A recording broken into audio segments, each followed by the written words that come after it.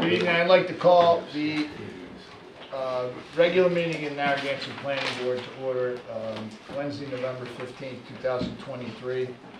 Mr. Friday. Present. Mr. Brady. Present. Dr. O'Neill. Present. Mr. Fleming, I'm here. Mr. Brunetto is absent with cause. Just to remind everyone, we're live on YouTube. 2 cameras are on. If you have a matter before the board, I'd ask the applicants to go to the podium and speak. And if anyone in the public, when they get recognized, if they want to comment on any of the applications, go to the podium and speak so that this camera can get you. The first item is a consent agenda. There's 4 minutes under the consent agenda, but I believe Mr. Brady was not here for 2 of them. So we'll have to take separate votes. We can't take them as one item. So I would start with the October 12th, 2023 minutes. If anyone has any comments or corrections or edits. I had none. Chairman, I have a tweak on that one. Go ahead. On 1R, the first full paragraph that says "already noted," table of use was moved from section 6.4 to 6.1. I think it's actually 6.3 to 6.1.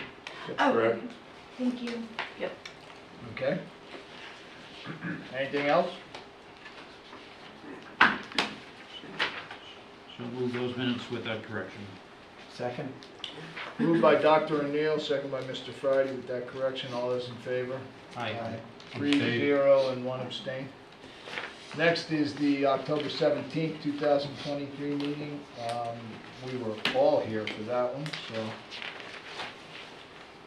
Anyone have anything? Move the minutes. Second. Moved by Mr. Brady, second by Dr. O'Neill. All those in favor? Aye. 4-0. Next item is October 23rd, 2023. Mr. Brady was absent, so there's 3 of us on that one. Move the minutes.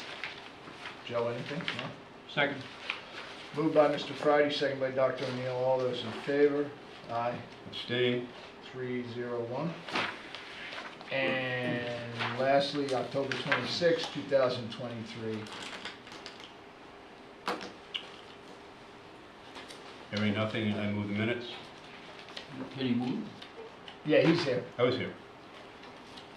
Oh, I'm sorry. That's okay.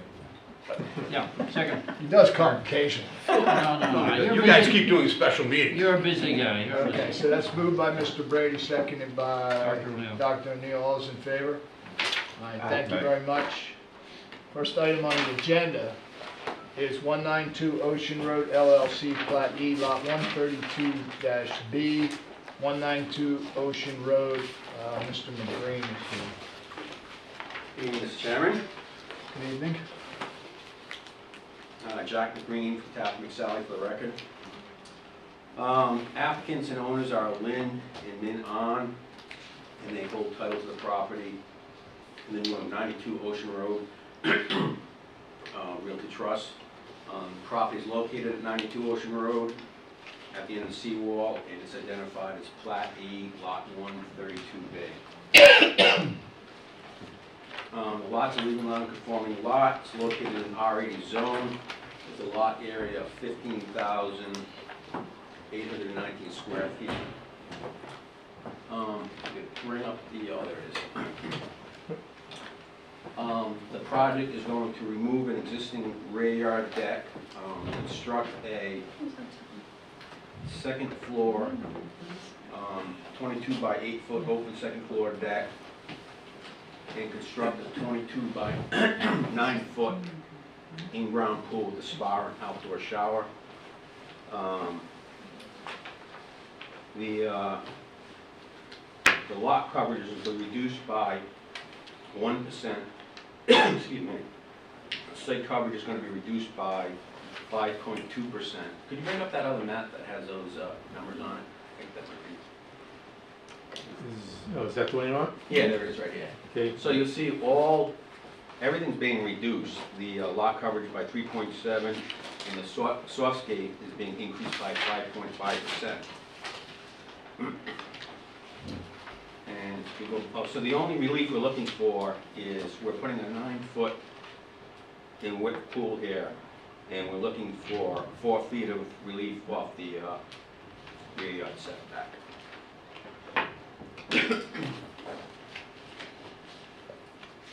And that's the relief we're looking for.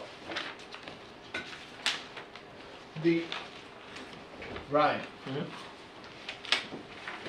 Just refresh me again, the existing building lot coverage is 24.6 and the site coverage is 34.1?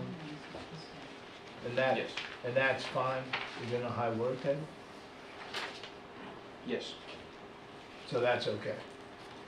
It's existing conditions. As existing. Right, but we don't have to affirm that, that's already been, that's We submitted. part of the legal nonconformance? Well, we've submitted the plan and it's been verified, I think, by, is engineering verified those numbers? No, typically the building official or staff, Wayne? planning staff would Yeah. confirm those numbers. So our engineer's done the calculations and they've been verified by Wayne. Okay. Yeah. So it's a 4-foot rear setback on the pool. That's it. And the lot, actually, the frontage is on It's on a the regular. access road. Yeah, exactly. That's why it's To a the pier. non-conforming lot and that's why the rear setback is 20 feet. It's also not it's not 80,000. So, yeah, it's not 80, right, correct. Yeah. Joe? Mike, can you go back to the first picture there, the overview with the house?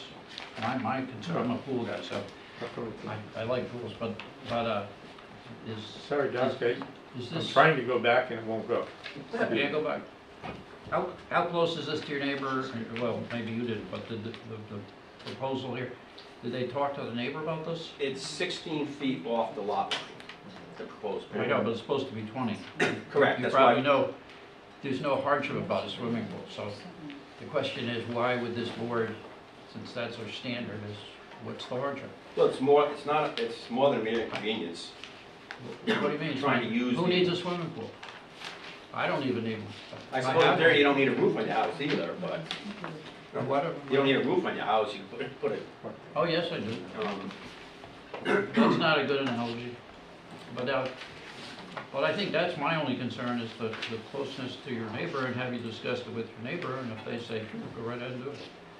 That would be my concern. Doc, I'm still trying to get that if picture you back, look, my if you, I don't know if you apologies. had a chance to visit the site, but there's a Yeah. pretty good buffer there. It's, Yeah. I think there's a fence and there's also hedging and Yeah, brush, I mean, Right. the two houses can't see each other. right, which is great. I think that's even better, but was it discussed with the neighbor or not? And, No, well, the neighbor is gonna be invited to the zoning. Yeah, they'll zoning be hearing. put on notice, so if they have an objection, they can show Yeah. up. But you got the tenor of my original, we don't usually, unless there's some, a disability ramp, agree with the idea of varying the rules and regulations, and we're asking for a 4-foot variance. Correct. So why would this board sanctify that if the neighbor thinks this is the worst thing since, whatever? Getting there, Mike? It's arguing with me. I'm losing the argument too.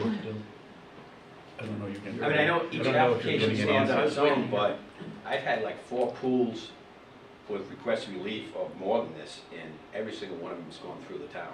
Now, that's the zoning board, I know you're the planning board, but Yeah, and I I understand, Dr. our Wayne. record I do. of agreement with them is not the best in the world. right.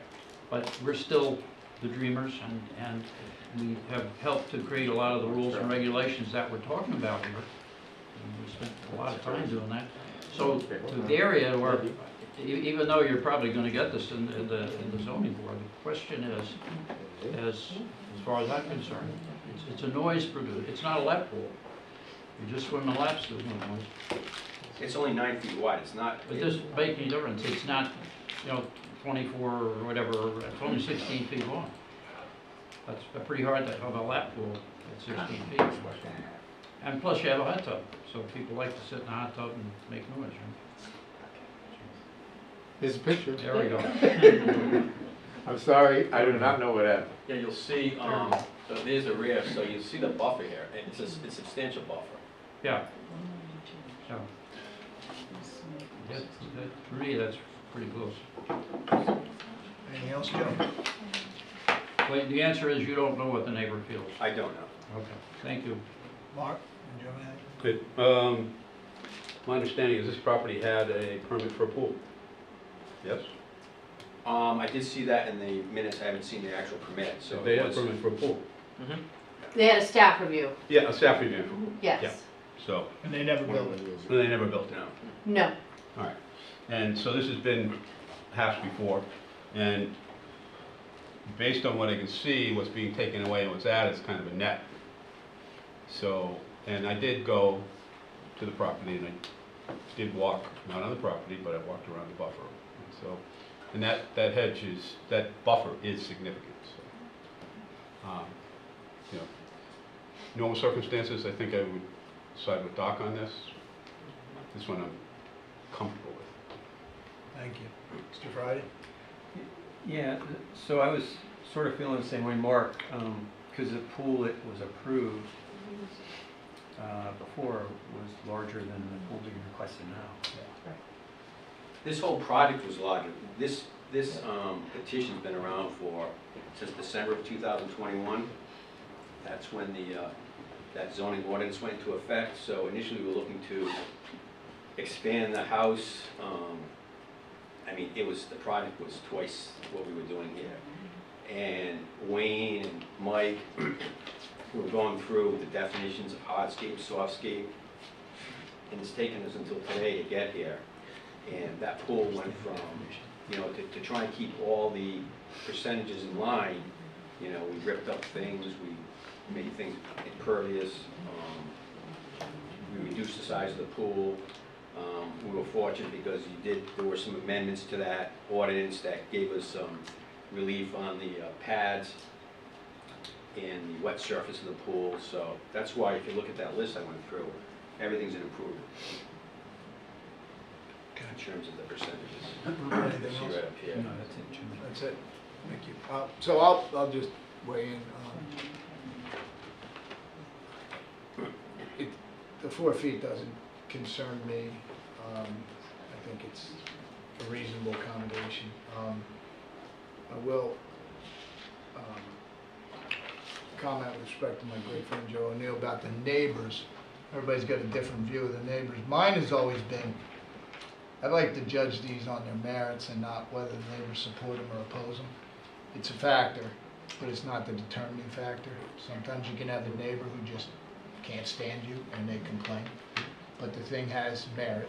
Other times they support their neighbor and the application has no merit whatsoever, but they don't want to make waves and they're friends with the neighbor. So I think the neighbors are concerned. I think how that gets addressed is, as you said, Joe, at zone, because you have to notify.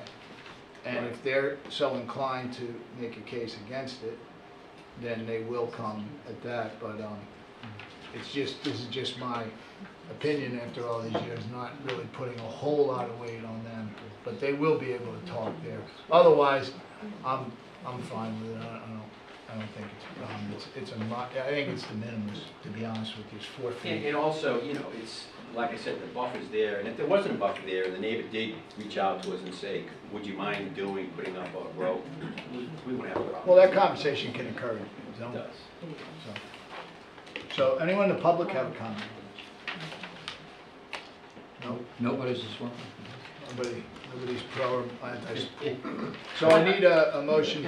Go ahead, Joe. Yeah, I'm not against swimming pools. I have pooled for the last 40 years. Joe likes pools. I'm not against swimming pools. What I'm talking about is the principle of the 4 feet is, that's not a lot of feet, but it is if your neighbor is that close to it. It doesn't look like it's a big problem because there's a big buffer. They'll show up at zoning. Well, the question I have, I'll make the motion that if Doc is not comfortable doing so. But my question is, have you read the the standards and conditions? Yes. And with all of that? Yes. All right, so I would move 92 Ocean Road Realty Trust, tax assessor plat E, lot 132-B, for dimensional relief is positive. You gotta do Completeness and completeness and conformance. Complete, conformity. oh, that's right, I forgot. Completeness and conformity to the master plan. So, Second. Second that? Second. Have to So show the you a motion is for completeness and conformity with the comp plan. Comp plan, Correct, that's what I Mr. said. Brady? Okay. That's what I said. That's seconded Yeah. by Dr. Neal. All those in favor? Aye. 4-0. And then the motion. Motion would be to move in a positive finding 92 Ocean Road Realty Trust, tax assessor plat E, lot 132, with all conditions, page 4-5. I'm sorry, special use, apply with requirements of the development on path 4, 1 through 6. And then compliance with applicable developments, performances, surrounding land use, adequacy of drainage, hazardous surface, I thought, safety, screening buffers protect adjacent properties. Excuse me if I could interrupt. Go for it. On page 3 of Ryan's report, 7 suggested conditions. Yeah, just invoke the condition. Did you? Yeah, I did invoke the condition. Okay, I didn't capture that, All right. sorry. So, yeah, there's 7, right? Yes, sir. Yeah, so I invoked those. Okay, and I think that's it. Do I have a second? Yep, second. It's a motion by Mr. Brady, second by Dr. Neal. All those in favor? Aye. Aye. Opposed? 4-0. Thank you, Mr. Chairman. Thank you, Mr. McGreen. So the next item, we're going to continue till later in the meeting. The attorney's not here for that second item, so we're going to go to East Side LLC, Plat S, Lot 14011 Walcott Avenue. And you are? Good evening, Mr. Chairman. My name is Katie Howiak from Darrow Everett on behalf of the applicant. Okay, thank you. And you're in receipt of the staff summary, correct? Yes, I am, and I have nothing further to add to that summary, and we welcome you to base your recommendation on that summary.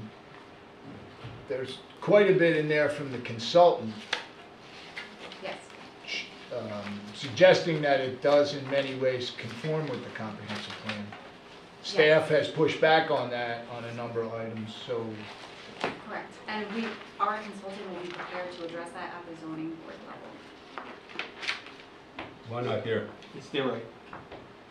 Huh? It's their right. Yeah, it is. You're right. so you don't you don't want to represent what the consultant said, or No, I cannot. I'm not the one who prepared his report. That will be on the consultant at the zoning board level. we're just moving this along. So, yeah, I mean, you have the staff report, you have the file, you have the written application, and you can make your determination. So there's a request for relief. In order to bless this, if you will, as a duplex, they would need relief from the lot area. 20,000 square feet is required. Correct. They have 10,000.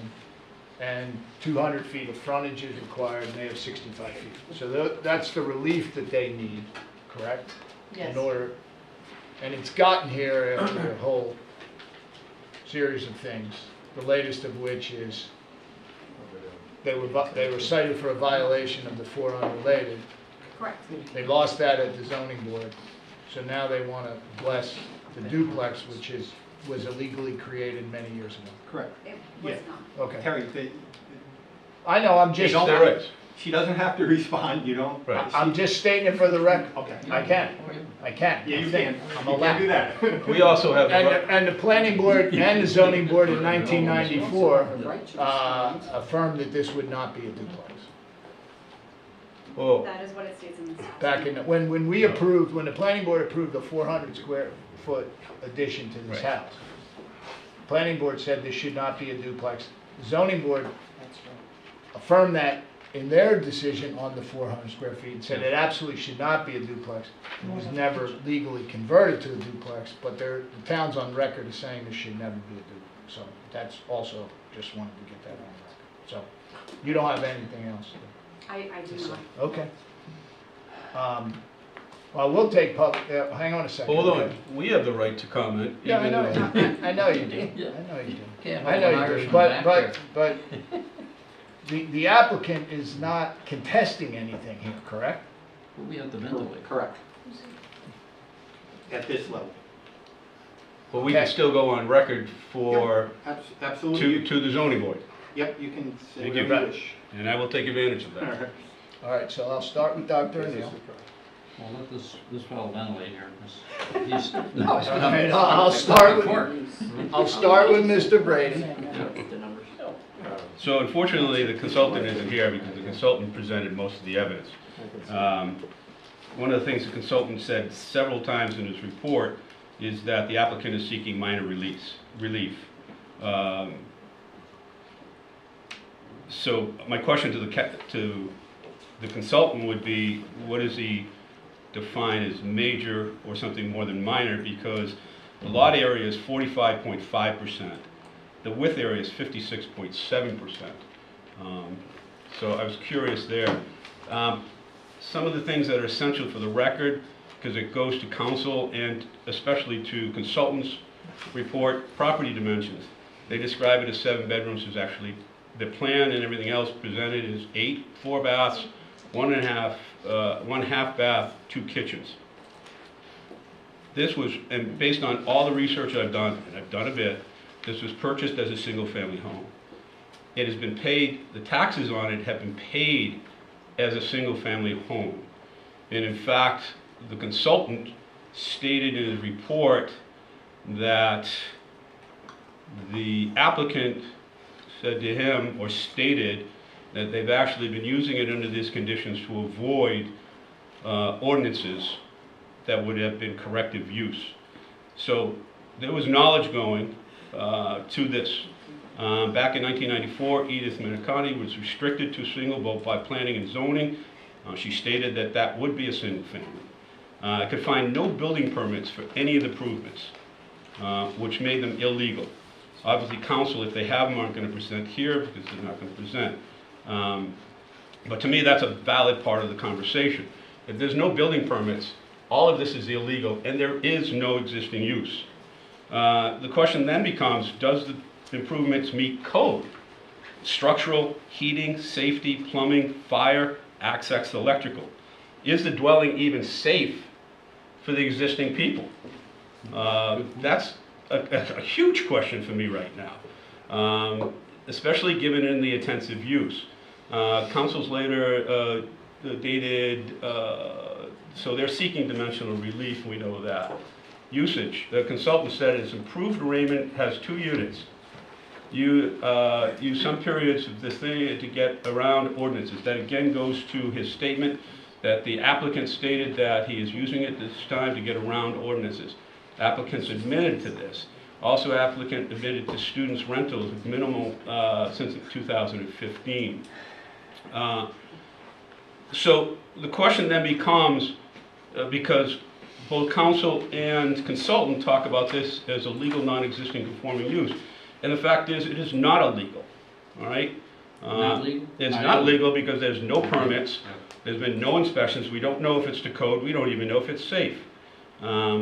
This present use has been stated as getting around the ordinance. I mean, you're dancing around legals. Found no building permits, as I said. These permits, I don't know if they meet code. Applicant has been paying taxes as a single-family home. There's nothing legal, pre-existing. Proven that is not a legal pre-existing use.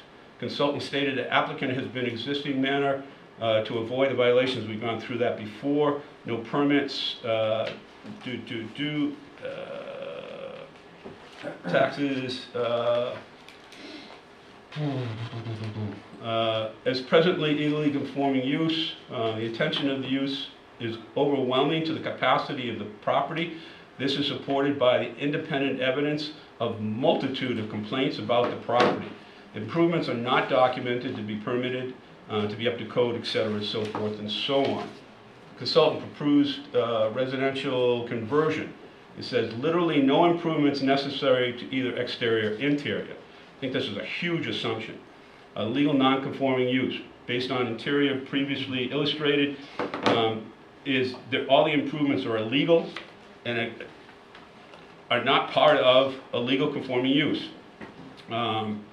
Consultant stated that applicant is using the present violate is there even a firewall between the two units? Fire suppression, question of codes, question of safety. I've already gone through those. Consultant states that the property is improved with a total of 7 bedrooms, permitting usage well beyond the regulated limits. They realize a reduction in the overall. So his statement is by making this, the consultant stated, by making this a legal 2-family, you bring it all into compliance, and that there'll be a realization of a reduction in overall intensity. The square footage stays the same, the usage stays the same, the intensity does not reduce. This is why we have ordinances to protect the safety of not only the individuals occupying the home, but the individuals around it. By institutionalizing these illegalities, the intensity of the use does not change. The property is 50% smaller in necessity to support the requesting variance. States a second benefit. The consultant states existing conformity is the existing home as configured is not large and is too expensive for an average family home to occupy. Well, the applicant bought it. If you look within this community, some of the largest, most expensive homes are also the most desirable homes. I find that argument erroneous at best. The consultant states that this will encourage year-round rentals. There is no evidence that was presented by the consultant or counsel as far as a letter from the property owner, lease restrictions, some contractual agreement that states that they are going to do year-round rentals. In fact, the consultant states that the residents, the owner has used the residence uninterrupted for student occupancy. So there's no evidence that anything in that will change. I found that erroneous. Going to the case, both counsel and consultant presented 2 primary cases, but several cases, 4 cases total. Westminster Court versus Zoning Board and Lucio, I know I'm mispronouncing that, Zoning Board of Review from the town of North Kingstown. The consultant especially worded his response to these that essentially it's an approved use in an R10 and that really there's no discretion here.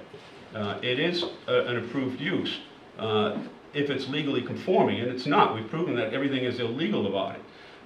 But basically his argument is that we have no discretion as far as this variance, that we need to approve it, and I totally disagree with that. In fact, some of the case law included by both counsel and by legal states clearly that the board may deny dimensional relief because it's a permitted use. Both consultants and legal counsel cite the same cases. Both counsel and consultants state that the cases, especially counsel, require us to approve, consultant, because it is an approved use in an R10 and that all rights mandate dimensional relief. I would disagree in reviewing the cases. If you look at the Shisho Zoning Board Review in North Kingstown, this is, first of all, not a residential case. It is a bare piece of land. The zoning board strictly enforced setback regulations, which resulted, based on the court's decision, in a legal taking of the property because it was landlocked, and denied any, and I quote, any reasonable alternative use. This property has a reasonable alternative use. The use that it was purchased for use that the taxes are paid on it, and that is a single-family home. In fact, legal cases submitted by counsel and by consultant, one of the legal cases state that the zoning board is not in the business of maximizing profits for a landowner, just making sure the landowner has use. The second case, Westminster Court versus Zoning Board of Review, this is in Providence. It was a 300-foot office building, again, not a residential building. The expert, and by the way, in both cases, expert witnesses were presented to state that the use had no alternative, the property had no alternative use except what was proposed. We know this property has an existing alternative use. Why? Because the property owner bought it recently as a single-family home. States that it paid taxes on it as a single-family home. Second one was, the appeal was on the zoning board because they actually gave a variance on setbacks. Wasn't so much necessary at the base, but above the 26th floor, every 3 floors needed a setback. Consultants came in and said if that was adhered to strictly, the property would be totally unable to be rented and therefore no economic value to the property. The court stated that the zoning board was well within their rights and allowed at least a minimum use of the property for economic relief. Again, don't have to maximize the profits. In both cases, the judges said that one case, it would be a confiscation of the property, and the other one would be a denial of any reasonable, would be a regulatory taking. Additional cases concerning it talk about hardship, and again, these were cases submitted by both counsel and consultant. Both go to the fact that you cannot deny all and any reasonable alternative uses. Do not say you have to maximize the profit to the property owner. In fact, again, case was presented to state just that.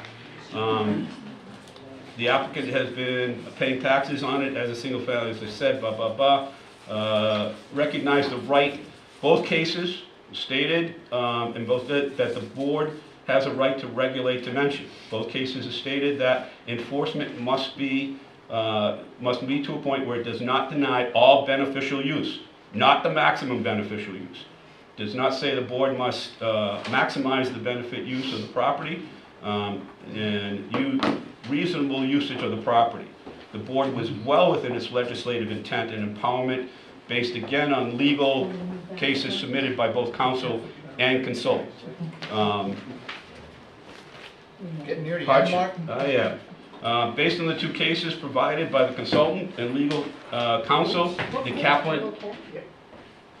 the applicant has no legal hardship. The house was knowingly purchased as a single-family home. Historical records show it has always been a single-family home. The improvements have no permits of record and no presence of inspection. Therefore, they're illegal. No knowledge if which meet whether or not they meet the building code or if they're safe even to be occupied. Consultant stated the applicant admits, as I stated, that using the configuration to actually get around existing regulations. All property owners, according to the case studies, have the right to seek reasonable dimensional relief. Okay, reasonable. I would argue that 50% and 56% are beyond reasonable. They are not. Case submitted by both these decisions, the case submitted by counsel and by consultant state that the relief is the relief. The proof of the relief is the burden of the applicant. All right, and I could go on, but I think I've covered the major bases. More than once. Yeah, more than once. Mr. Brady, if I may just address the beginning of what you said about the 8 bedrooms. There's actually only 7 bedrooms in the property. It's set forth that way on the plans, and it's set forth that way in our application as well. I think we make reference to the possibility that there could be 8 bedrooms, but again, that would be if... So we're expanding the use. That would be if we were expanding, which we are not requesting here. So I just want to make that point of clarification. Thank you. Mr. Friday, do you have any? So related to that, isn't the tax card say it's 8 bedrooms? I think the staff. I have that someplace. Yeah, I know it was 8 bedrooms someplace. I have the tax card. Well, there was a notation in the staff review, Ms. Sabo? Yeah, so the application actually refers to 8 bedrooms, the application that, That's all. yep, that the attorney's office filled out. And the property shows 8 bedrooms. It shows 7 bedrooms and a den or a study.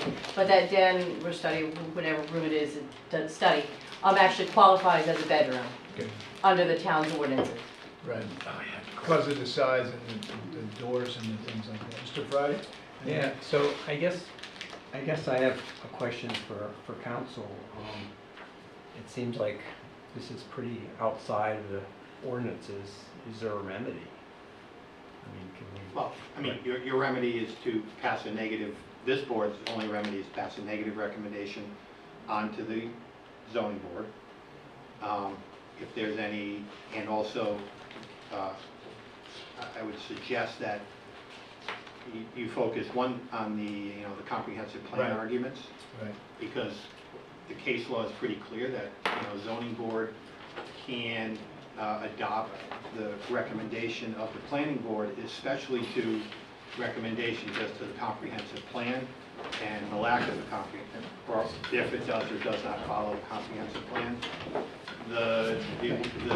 The items without a permit, et cetera, are not really I mean, they can go toward whether it's a pre-existing non-conforming use, but as far as remedy, that's a building official. Let me just interrupt you real quick. So, we have to make a recommendation on the variances requested, which is the lot coverage and the frontage. But to the point of the point you made about the comp plan, if the board finds it's not consistent with the comp plan, do we then continue to make a recommendation relative to the lots, or does it end at that point? Well, I would. Okay. They can take, obviously the zoning board can take your recommendation in part or in whole. I mean, I'm gonna move that way. I would wish the consultant was here so that we could flesh out the rationale relative to the comp plan, whether it's justified or not. And I think staff did, Ms. Sabo did an unbelievable job in the summary, going through all the points and all the apparent conflicts relative to the comp plan. So my other question is, the consultant asserts that because a duplex is permitted in R10, that it's not an option. He doesn't say that. He doesn't say it's not an option. It is a use of right upon you have to satisfy the standards of the special use permit. So, the ultimate question is, would he be able to satisfy standards of a special, of the R10 zone? For a duplex. For the duplex, excuse me. Okay. With the dimensional, he's asking for 56%. Is that the relief necessary? Is more than is this more than a mere inconvenience? Right. Frankly, I don't, my issue is with the fact that there's a prior restriction of record agreed upon by the owner. Right. They are bound by the chain of title, and therefore they bought the property with the restriction of record on there. And that's, Right. that's, And that's, none of those cases that you've cited, and I couldn't find any case law that address the fact that, you're basically you got zoning approval with a condition, and then you illegally, or allegedly illegally improved the property, and now you're back to void the condition based upon your actions. Right. Or the prior actions of the owner. So that's, my legal focus really doesn't have anything to do with Mr. Pimentel. He can say whatever he wants. Right. But it's not, doesn't really have any So- effect on that fact. So again, the planning board and more importantly, the zoning board back then affirmed that it should not be a duplex. It was bought, Yeah, I don't want to say forget about the planning board, the zoning board. the zoning board said they have the authority. It was bought, it was illegally converted in defiance to what that decision was, and now they want to bless it as a duplex. They wanted to legalize and forget all that. And just one last thing, and we can never say never because we haven't voted on it, but we've been on this board for a long time, and we've had variances on lot coverage and frontage that we've approved that have been de minimis, I think, historically. You never say, this is a different case, and circumstances may be different, but just, we have approved very minor in lot coverage and frontage, and sometimes only one, the other one was in compliance. This is completely egregious. I mean, it's just ridiculous how egregious it is. Go ahead. Yeah, I think Mr. Brady hit all the sort of detailed points I had in the review of things. I agree with your assessment of Ms. Sabo's staff plan. It's excellent. I just have sort of two comments, and it's sort of, one is, it looks like just flagrantly violating the law and then asking for forgiveness is sort of what it looks like. Not the to me. first time we've seen that. And the other is, sort of, it's unfortunate, the students are caught in the middle of this, where they're renting this house that's not a legal residence. Joe? When did the owner purchase this? What was the year? I believe last year. June of 2022, Dr. Neal. 22. So, yeah, I would agree with my colleagues as my fellow here to my right. He did a lot of research on this. First of all, it's obviously not in compliance with the town comprehensive plan. I don't think there's much question about it. The point you tried to make, though, in terms of whether it's a 7 or an 8 bedroom, it's advertised. You want me to read the advertisement? As an 8 bedroom house for rent? Well, it's a 7-bedroom property. But it's advertised as an 8 bedroom house. But Ms. Sabo just told you the den qualifies as a bedroom under our ordinance. That may be correct, but we are not currently using that as a bedroom. Okay. So for the record, so this 8 bedroom, 4.5 bath property located just feet away from the Scarborough State Beach in Black Point Trail. It's furnished with 8 queen-size beds. This home can comfortably sleep 16 guests during the summer season. How about that? And it goes on to talk about the winter rental rate is done in a package for the academic season, and summer, of course, weekly, because the economics, I understand that. So if there's any question about whether that den is used as a bedroom, I mean, it's got a queen bed in it, you know, so. And you know, every so often we see one of these things, and it just beyond me that it's in front of us, because obviously whoever did whatever, and this owner who purchased it knew very well what they were purchasing. 8 students, everybody in this room can do the math. I mean, that's a heck of a mortgage you can pay off very quickly. And plus the summer, it's just wrong. I don't know how else to say it. But it's not in compliance with town comprehensive plan. I guess we should move on. Well, yeah, and I just want to, just historically, I just want to, for the record, this was, correct me, staff, Yes. council, this was, this property was cited for the 4 unrelated. They appealed it, and they went to zoning, and they were denied in their appeal. And there's an appeal pending, but that shouldn't, But this is the next step, this is their next attempt. this should be judged separately. Right. Based upon Okay, criteria that you have. okay. So I do want to go to the public. I know probably some members of the public want to speak. If you recognize, I'll give you one last, do you have anything else you want to add? I have nothing. You're all set, thank you very much. If the public wants to speak, you need to be recognized, you need to come here and state, I'll give you 3 minutes each to state your case, whether you agree with this or not, and then we'll move on. So you are, Maria Iannotti. and you submitted a letter to us, Ms. My Stein. niece did, Maria E. Iannotti. Hopefully you all received it. We all received it. So we haven't received, so I you just go wanna ahead, you have 3 reiterate minutes. a few points. The Yep. lot is so small for a two-family parking. They park all over the lawn. You can't even walk on either side of the street. There's no sidewalk. There's not even this much. You have to walk in the street.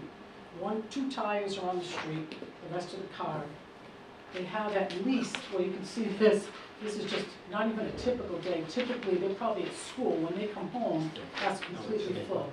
And on the other side, if you even drive on Secana now, they're half on the street and half in the thing. It's just, the lot is so small for a two-family. And they rent it as a two-family, believe me. They have some students that go in the front and some students that go in the back. The noise is unbelievable. And why isn't it In the summer, We have to keep our central air on, which we don't wanna do. We live on the ocean, on Ocean Road.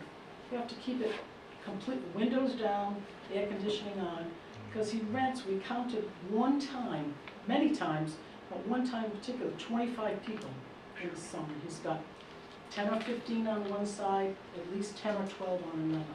They light fires, they're partying, and in some ways you can understand what they want to do. They're here for 3 or 4 days, or 5 days, or a week.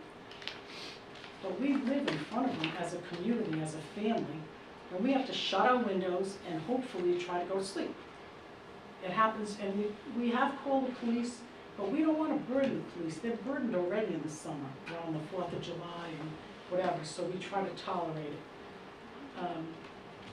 Again, my niece actually is in medical school. She came home to study. She had to leave and go back to Connecticut because the noise was outrageous. When they have the 2 families, one goes on one side of the yard, the other one goes between our property and their property because they're so narrow, what's left of it. They break our shrubs, they break, some of it is the children, so we try to tolerate that. We've had children also. But the point is, it's so small. How can you put all those people, put your fire pit, and then have them play and break stuff, and then go back? They haven't followed the existing rules, by the way. He knew when he bought it. Ma'am, I'm sorry. oh, just, can she speak and then you can Sorry, speak? no, it's okay. To be honest with you, our complaint is they've never followed the rules. I know they want a duplex now, but they've never followed the rules of one family. They bought it as a one family, and they've never followed that rule. It's a 2-family. And in the summer, it's not only a 2-family, they can rent for 3 days, 4 days, they get people in and out as much as they can. What else? The motivation, I think, is clear. They're ignoring the rules right now, so they want to put it in a duplex, so they're not going to get violated. But we'd like that section of Eastwood Look to be a community, and it's not a community. Now, if this passes, it could pass for other people, and then what? We have a 1-family house that we acknowledge. We don't need a 1-family house anymore. We could have a 3-family. Our children are born. We have bedrooms. They're empty. But we follow the rules. It's a one family, and that's what we leave it as. But around Eastwood Look, if this ever passes, what are they going to do? Everyone that has a raised ranch is now going to be a 2-family? Will there be 2 families in most of the houses? Ma'am, if you could wrap it up, please. Yeah, I have to tell you, and the last thing is the parties are outrageous. I mean, it's one thing to have 1 family partying, but when you have 2 families partying, it's really difficult to tolerate. So I'm just pleading with you people to look at that and keep it the way it was supposed to be, which is a 1 family. Thank you very much. Appreciate your comment. Anyone else wish to speak? That would be it. Ma'am, did you want to speak too? No, I think my sister addressed it. The only Okay. thing I was going to say is, Well, if you want to speak, please get up. And identify yourself, please. yes, hi, I'm Angela Iannotti. My daughter is the one that wrote the letter to you. I don't understand why these folks aren't getting fined. I mean, what is it? Why can't they be fined? Everyone knows what they're doing wrong, and they should be fined for what they're doing. Why does everyone else have to absorb the consequences of these people's behavior? It's just not right. It's wrong. So maybe we can look at that, fine them, maybe that will do something. I don't know. The town has procedures, I guess. relative to violations that are issued, and that's not for this board to determine. Our determination is on the request, what they've requested for relief. That's what we have to make a judgment on, but certainly you could pursue that with the town manager and council members and those. I mean, I'm sure This has been going on. yeah, but we don't have any I authority to do understand. that. you know. Just I don't support- disagree with you, but I I can't. understand. Just keep calling the You police. can't. Just support the, you know, you hate to tax them too. That's what But they're just doing. support the one family. Yep. Because it's been really a Appreciate it. terrible situation for our family. Thank you. Thank you for your time. Thank you for your letter. or your My daughter's daughter. letter. Yep, thank you. Not me. Anyone else? No public? No. So, we need to make a recommendation relative to the comp plan, and then a recommendation to the relief. I did have an issue on the second point. I wanted to talk with council about what we can recommend to the zoning board. Obviously, it's up or down on the relief. Can we recommend, if the board's so inclined, that the zoning board require the property to be brought in compliance with all applicable ordinances, which would give the zoning board, What do you mean by that? well, then the zoning board would have the authority to say, this is a 4-bedroom, single-family house. Now, yeah, Four of no. those illegal bedrooms have to come out. That's not the, that wouldn't be the purview of the zoning board. Oh, it would? No, they're not declaring, the zoning, this board's they're asking for relief to make it a I two-family. get that. The zoning board, all they can do is deny that request. And then what's the status? I mean, I know The we... status would be up to the building official, Oh, whether there's any violations. So the building official would then say, this Correct. can't be a duplex, it's a single family, and these bedrooms were not legally Well, it created. would go to the illegal construction, or the, Okay. not illegal, unpermitted. And then there's an enforcement process relative to that. Okay. But we could recommend that this house should be brought into compliance. No? That's the frustration of the person. Compliance with what?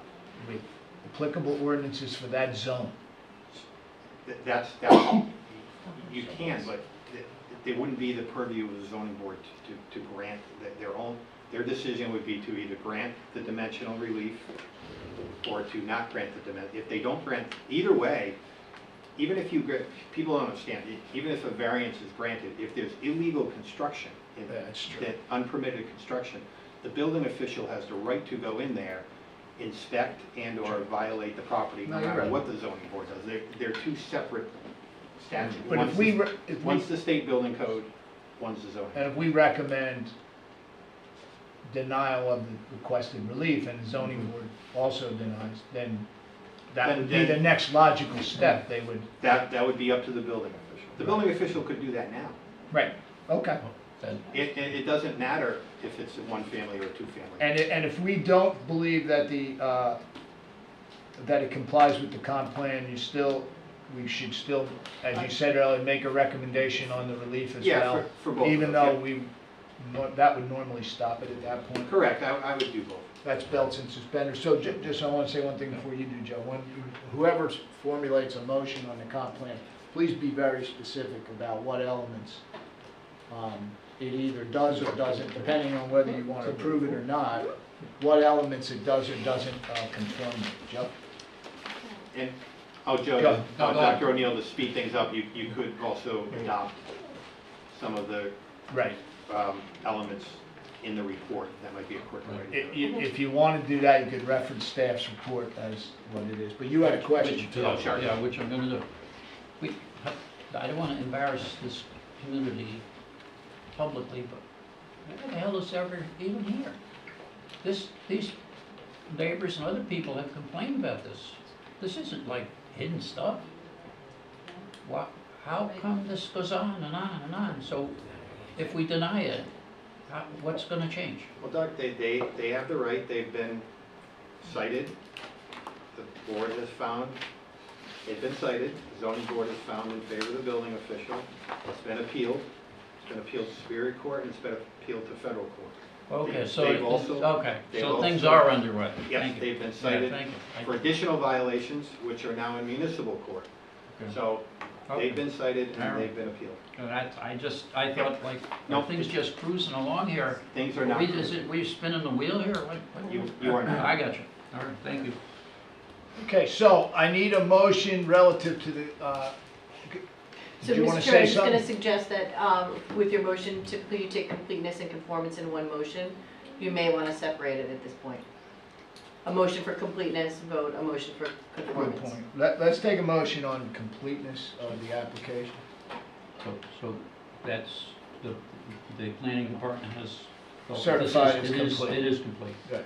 So move the application before us is complete. Second. Motion for completeness, Dr. O'Neill, seconded by Mr. Friday. All those in favor? Aye, that's 4-0. And then relative to the comp plan, and as council said, you could reference this, if you're disinclined to agree with it, you can reference this That's staff's exactly what we're report. gonna do. Go ahead, Joe. Some of the application before us is not in compliance with town comprehensive plan with reference to the staff's report, paragraphs,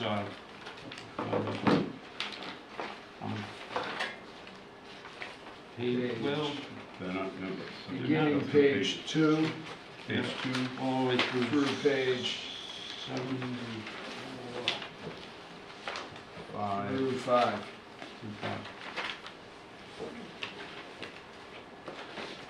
Is that sufficient? Do we have to go to hardship Oh, you can, why don't you vote on No, that? we have to vote on the relief, first? but Oh, first is the comp, Comp plan. and Okay. the staff summary cites the elements of which it doesn't, Right. and Dr. O'Neill's affirming that, so. Okay, Do I have a second on that? seconded. That's seconded by Mr. Brady, motion by Dr. O'Neill. All those in favor? Aye. Aye. Rupert, yeah, aye, so that's 4-0. Now, the substance of the motion is the relief, With the relief, On you would the, then do our normal, if on the it lot does coverage. or it doesn't, you would go to the condition, Right. the items on page 6 or so 7. again, Mark, you may want to motion this, or whoever, Doc's but on the roll. Doc. but it has to do with the 10,000 square foot relief on the lot coverage and 100 plus square feet on the front. So move the application before us, Eastside LLC tax assessor class, lot 140 negatively. Again, with the staff's materials, comments, et cetera, violating the, get back here to the standards, let's see, 2, 3, 4. Comment on the hardship suffered by the owner. Planning board review, items, page 6 here, 1, 2, 3, 8, and 16. Anybody want to add any other? Yeah, I would add that the relief sought by the applicant is not deemed reasonable. It's 50% for the, and 50% and 56%. Also, that there is no hardship. The applicant purchased a home knowing that it was a single-family home. He's paid taxes, he or she has paid taxes on the home as a single-family home. It was cited, and has done nothing about that. Also, no hardship in the fact that the intensity of the use for the size of the property does not meet the size of the property is not large enough to carry a two-family home. But the owner is still has the, I'm sorry, I just got lost in my own thoughts. There's no hardship in the fact that the owner still enjoys the legal use of his of the property for which he bought it for, he or she bought it for, which is a single-family home, what they're paying taxes on is a single-family home. So they get to enjoy the benefits of the property they bought. So you want to add that to Dr. Yes. O'Neill's motion? Joe, do you have? Yep, is that I accept okay that, for yep. you to accept that? Yep. Okay, so that's a motion to deny, or to recommend zoning board to deny the relief based on the standards cited by Dr. Neal. Is there a second? Second. Motion by Dr. Neal, second by Mr. Brady. All those in favor? Aye. Aye. Thank you. Thank you. Okay, so I see Mr. Callahan has arrived. Mr. Callahan, let me cite the agenda item here. Site review, DMF Realty Flood Forward Plat O, Lot 3-A, 21 Woodruff Avenue, Mr. Callahan. Mr. Chair, members of the board, thank you for your time tonight. James Callahan, Callahan at Callahan 3 Brown Street, here on behalf of DMF Realty LLC. Here tonight with the principal of DMF, which is Mike Flood to my right. Mike operates the flood forward facility at 21 Woodruff Avenue, who's on the screen. He's owned and operated the business for more than 20 years. We're here tonight seeking relief in a couple ways. First, we're seeking a special use permit to locate a new building or structure to the east of the current building. That would be the west, James. Oh, west, I'm sorry.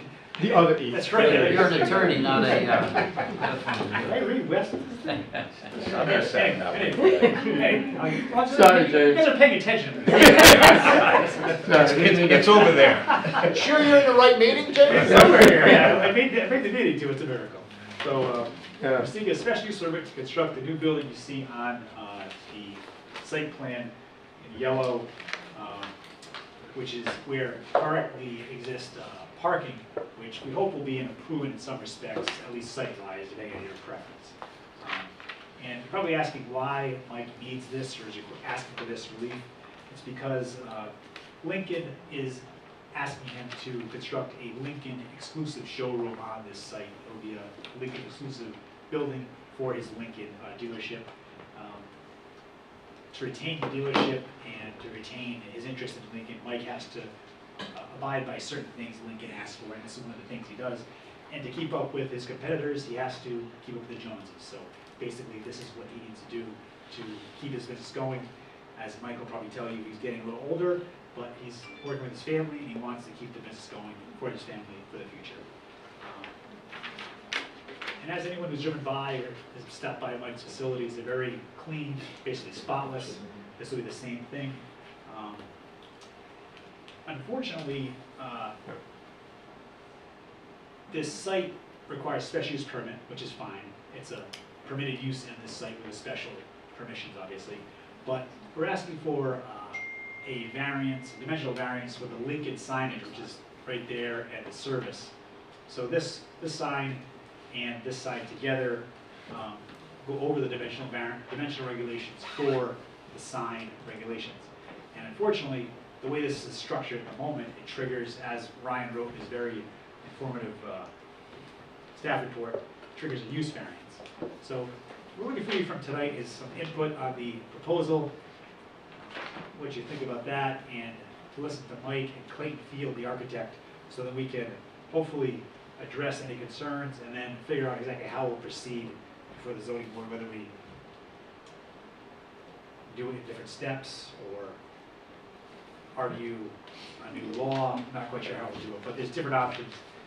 It's just unfortunate that the way it works now, the special use and the dimensional together triggers something that is very difficult to Right, work so out. can we just establish that special use permit in conjunction with dimensional relief triggers a use variance, which means they've got to prove they've lost all beneficial use of the Correct. property if they don't get the sign the size that it is, which is, I think, impossible to prove, but what other avenues do they have? Well, That's there are other avenues, obviously, you could shrink the sign. well, so right, don't you need could a permit. comply, obviously. Or there are legal, as James, I mean. We're not he knows what advising James. We're not advising James, Right. but there's a change in law at the beginning of the year which could affect this. There are other legal steps which could be taken that might take the use variance off the table at this moment. But it does trigger the use, everyone's in agreement with the ordinance today, it triggers the use variance.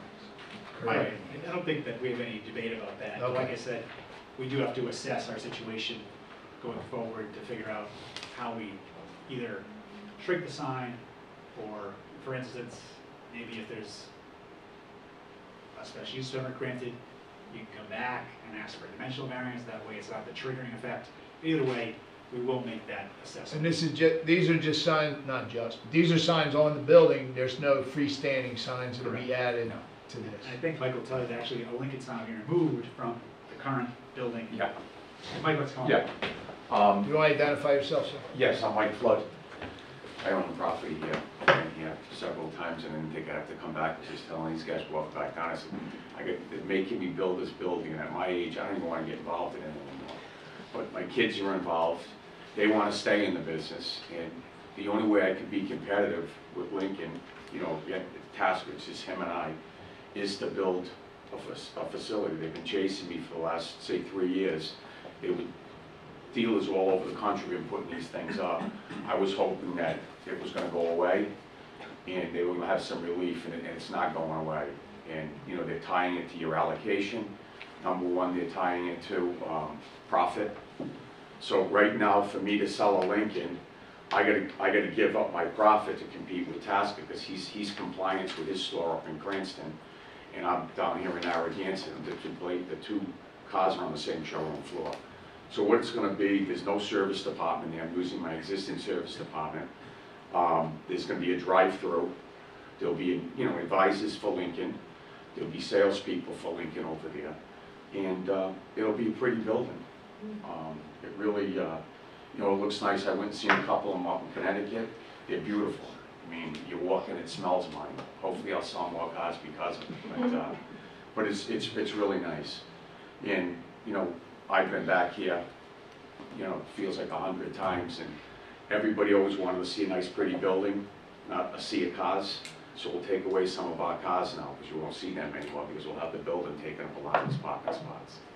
So I'm gonna have to jockey around the way I operate now. I'm gonna have to take some of these cars, bring them up to my holding lot up in East Greenwich, or on my lot in South Kingston, that I can stock these cars in, because I naturally will be able to put as many cars in the parking lot like I have now. Can I ask you a question? Is this what Lincoln wants in terms of design? Yes. So I remember original discussions about this property, Yeah. and we talked a lot about the aesthetics of the building, and Yeah. the building that exists today, the main building has shingles and Yeah. roof lines that we all talked about over many, back and forth, yeah. many meetings. This building, to me, just as a response, looks incongruent to that Yeah, design. but that's, like I just did my my Mazda store. It's a Mazda image store, and it came out, and it really looks nice. But in fact, Wayne was there. He was the building inspector when I was putting up that building. And I went over and I showed Mike and Jim and Wayne some of these pictures. And I mean, the building doesn't do itself justice here until you see it in person. It's beautiful. But it is kind of inconsistent with the current design, Yes, no? right. So you're gonna walk from Ford, where you're gonna pay here, and you're gonna step up to a Lincoln, you're gonna pay here. It's like comparing, and I'm not saying Mercedes is any better than a Ford, but it's a Mercedes. People buy a Mercedes, they think they're here, it's here, and they think the Ford and the Chevy are here. So the walk taking them over to the Lincoln place, the Lincoln showroom, then they're gonna know right walking into that place that they're gonna be spending more money. You can't compare an Escape and a Corsair or an Edge or a Nautilus. You're gonna pay more for that Lincoln name, just like you pay more for Lexus and Mercedes and Okay, everything else. I'm not sure how the architecture fits into that, but. Yeah. The other question I had for, It's called marketing and branding. no, I know, and I think I've made the comment, thank goodness we don't have a Toyota place in town, because all of them look the same, and they're just hideously ugly Yeah. buildings, and they're being built the same way across every town in Rhode Island, I Yeah. think. The one in North Kingstown looks like the one in But Warwick. this is a pretty building. But it's in the eye of the beholder. It's got a lot of glass, it's got a lot of glass. It's, It's not that big, it's not big, it's not, you know, a height restriction element. no, it's what they want, I Yeah. guess, And but it's- I'm just And making a it's point small, about. it's only 6,900 square feet. I'm just making a point about Yeah. our discussions about the other one. I want to ask Ryan a question about parking. Does the expansion of the business require any additional parking for employees? Yeah, so I talked to the building official, and we were talking about it. He said that based off of the, because he went through it and reviewed it, he said he didn't find any any issues with section 7.9. And he said that all conditions as proposed looked okay to him. And then based off of the uniqueness of the business, as Mr. Flood stated, he can move his inventory. So when the building's going to come, he's going to have to move inventory, and there will be more. He'll have to make more parking spots for. And what I'm gonna do is, I mean, I might add a person or two, but I'm gonna split my service department up, because if half the customers are going to Lincoln over to the building next door, I won't need 5 advisors at Narragansett. I won't need a whole sales staff over at Narragansett. I'll have 4 sales. You're not gonna have a substantial increase in personnel No, as a result of this? no, you might get onesies and twosies, but that's about it. Okay, before we go to the board for some questions, do you have anything else you want to add about the signs or anything? No, Do you understand the use variance? Yeah, It's yeah, an issue yeah, I've that been everybody's got to deal with here. Before I go to the board then, just the special use criteria is included on page 4 of Ryan's memo. So when we get down the road and judge it, I want you guys to judge up or down on the special use permit relative to that criteria. It's at the bottom of page 4. But, one other thing I just Yeah, wanted go ahead. to ask you was, all the signs that I came back and forth to the board with for Lincoln, when I added the Lincoln, we went all through this. So I've got quite a few Lincoln signs on the building. The standalone sign on the street right. isn't moving, that's staying put.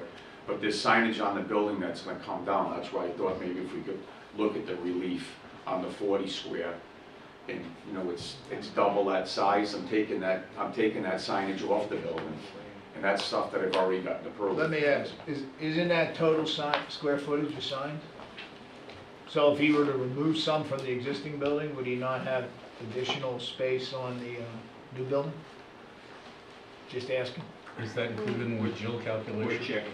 They're checking. We're checking that. Okay, yeah, because I know I had to come a couple of times for relief for the signs when I was here, so if I get a little credit for that relief.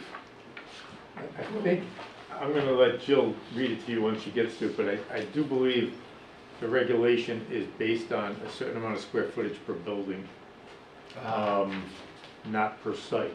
Okay. So I don't know if it's gonna translate in the way that you're speaking, even though we understand what you're talking about. Yeah, I just didn't know if I got credit for that. But I'll wait till Jill gets to that chapter to read it out.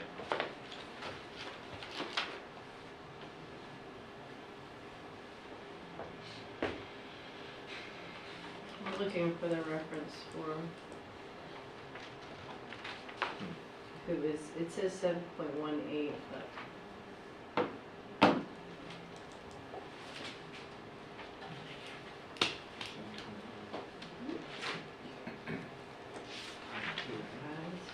And what is, Mr. Callahan, do you know, or does Ryan, do you know the overage on, let's assume it's all just by building. What's the overage in square footage? 33 It's in the report. 33 square feet. So, Mr. Chairman, it says, in BA, BB, and BC zones, there may be one wall-mounted sign on each entrance wall, one on each wall facing a street, and one on each wall facing a municipal or public parking area. The sign shall not exceed 2 square feet for each linear foot of the building frontage, which this sign is located on, and shall not exceed 80% of the width of the storefront of the premises occupied by the business erecting a sign and upon which it is attached. No sign shall exceed 40 square feet of area without granting of a special use permit. Oh. What? Oh, That what? sign is a special use permit. If it remains in excess of 4 Yes. square feet. Yes. The point being, it's not a variance. Is that what you're saying? So you're saying that a special use permit is not a dimensional variance? No. It would be essentially 2 special uses. It would be 2 special use Right. permits. And we can grant those. As long as it doesn't exceed the 80%, which looking at this, Yeah, not even close. it's a pretty wide building. Yeah, it's not even close. Yeah. So this, just so I understand, I'm a little slow. So the dimension, there is no dimensional relief on the sign? It says no sign shall exceed 40 square feet of area without the granting of special use permit. and this is 73. And read the criteria above that. There are two criteria about the size of the sign as in the context of the building itself. That are limitations, that are maximum? Right. You just mentioned 80% of the Yeah, the linear. area of such signs shall not, well, first off, it says you can have one on a wall facing the street, one on each wall facing a municipal or public parking area, or parking area, designed for use by persons utilizing and patronizing the establishment. The area of such sign shall not exceed 2 square feet for each linear foot of the building frontage on which the sign is located, and shall not exceed 80% of the width of the storefront or wall of that portion of the premises occupied by the business erecting the sign. So you know the linear length of the building, right? I don't know what it is. 80%. 147. 127. The building's 127 feet wide. And 2 square feet. and so that would be, and by that criteria, 254 square feet of potential signage. Wow. We Well, don't want that much. well, no, true, but it's probably geared towards smaller buildings Yeah, too. right. Yours. Yeah. But at least you come in under that criteria. Wait a minute. Then the 80% criteria, And shall not exceed 80% of the width of the Not storefront even or close wall to that that. it's, you can see it that up the sign there, is occupied. which it But clearly then it is said not. no sign shall exceed 40 square feet. Well, without we don't receiving need special measurements use. for that. Is this backlit or illuminated in any way? Illuminated. Internal? Yes, LED? yes. LED? Yeah, Like- I'm sure it's illuminated. The Lincoln sign? Yeah, they're fixed They're fixed signs. signs that are lit. Yeah, They're lit. Not No. LED. Oh, no. No, they're fixed signs that are lit. No. And what color are they? It'd probably be, I think it's white. It's white. It's white, That's yes. what I figured, okay. So it sounds like it meets the criteria to only require a special use permit, meaning that our staff report needs to be corrected. But, okay, Okay. but does not Wayne not cite the potential use variance being triggered?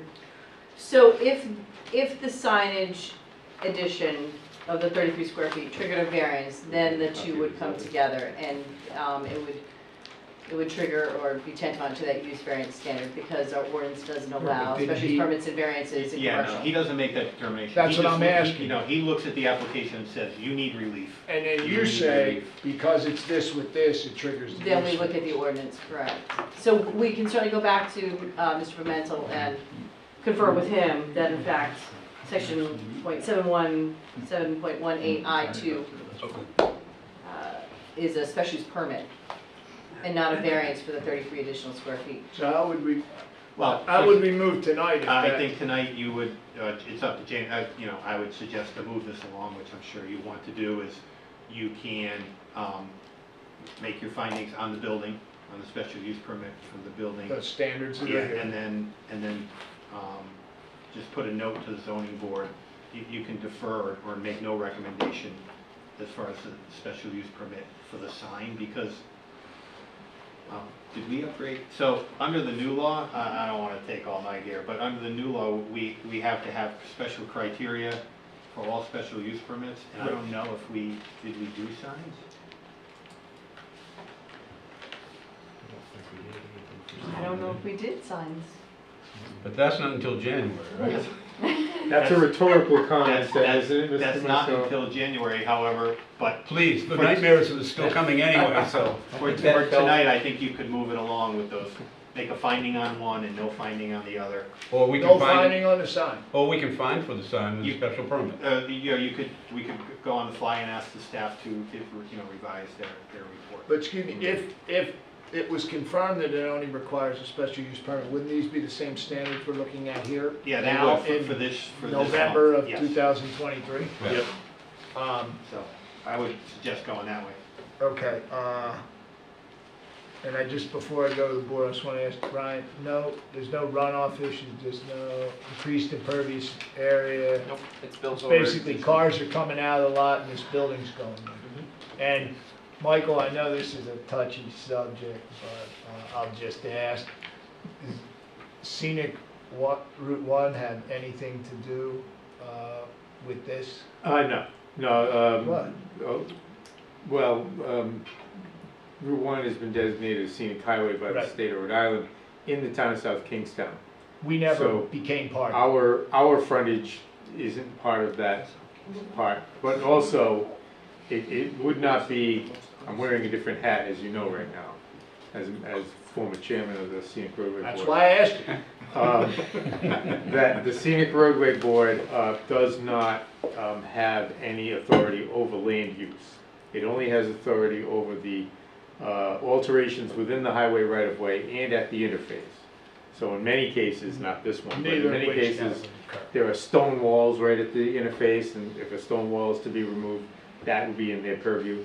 But the construction of a building on the property in compliance with land use is totally So local. the status is the same as I recall, we are not part of that scenic. And we are not part of that right now, yes. Okay. All right, I'll go. Joe, do you have anything? Oh, yeah. Let me ask you a question before I get into my emotional end of my spiel here. I noticed that the autos are being unloaded out on Woodruff Avenue. No, they're not. No, we bring them inside. They used to be. How but we about haven't- just the other day? Yeah, that had to be a mistake because there's nothing. We got cones, we got the fluorescent vests that the guys do it. I've never seen a car in years being delivered out. I mean, I'm not at the dealership all the time. I know, I go by there all the time. Okay. But no, So- we don't so- do that. So what It's a I'm no-no. saying, okay, so what I'm saying isn't there, okay. So James, you're not aware of the history of this property, right? So just to go back, because it's hard for me to agree to anything that's proposed that's gonna be done here, because when we originally discussed this piece of property, it was gonna be an office park with a town council and all characters, and along came Michael Flood and his partner at that time was Mr. Bailey, and this was all discussed, that this was gonna be a very aesthetic, low-key dealership with a great product. I think we can all agree Ford and certainly Lincoln is a great product. So what happened was, we all agreed, the lot immediately got overfilled, 4 feet too high. Asphalt was put down way in excess of what we agreed on. The lights were elevated. The reason was higher than they should be. The reason was they were going to be stuck on concrete posts or whatever. Trees and shrubs, we all talked about that for a long time. There were over 30 of them, all taken out, and all for purposes of exposure to people driving by, I guess.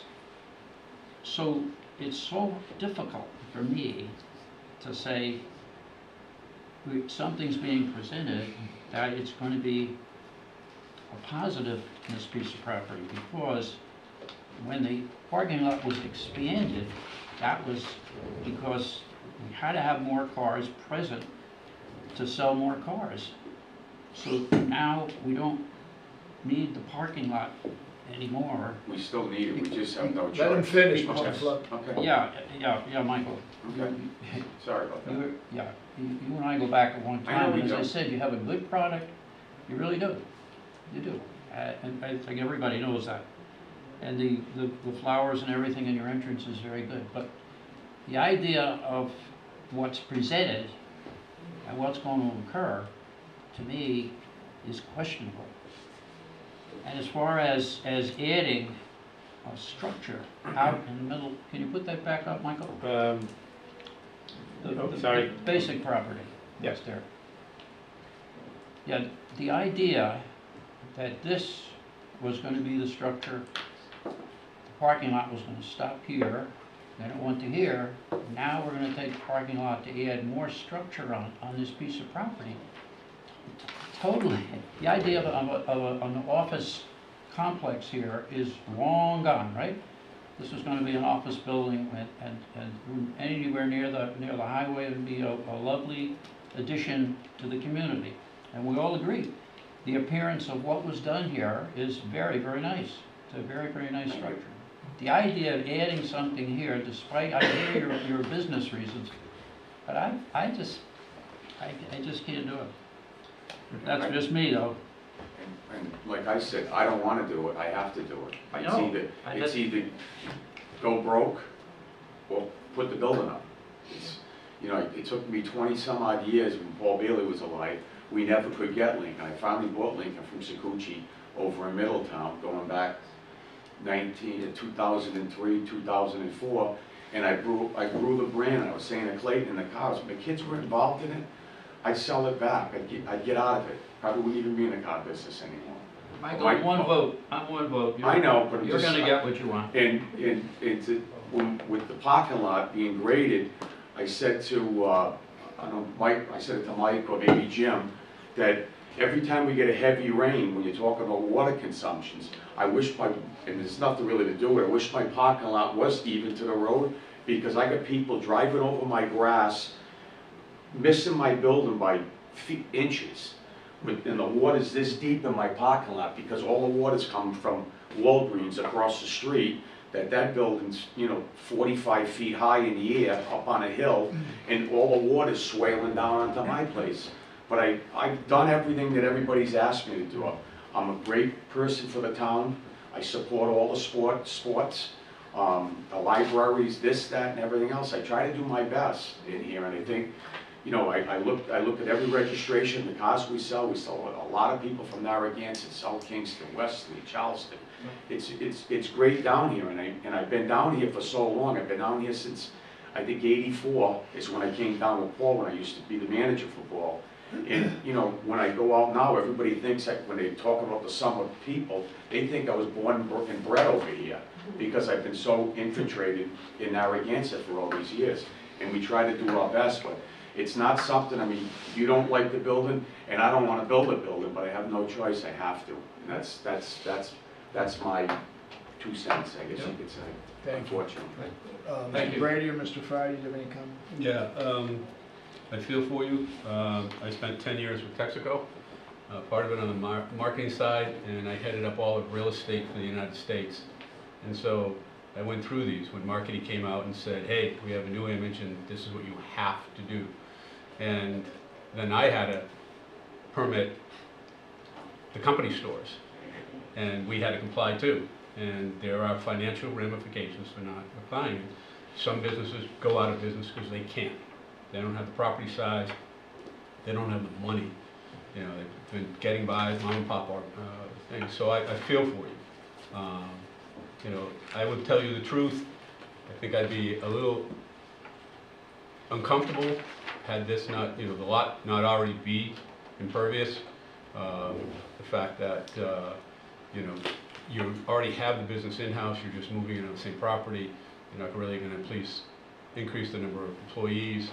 People are going to come for your Lincoln Mercury, whether it's in the building or in another building. So my only question is, with the new building, and you've already stated that water is an issue there.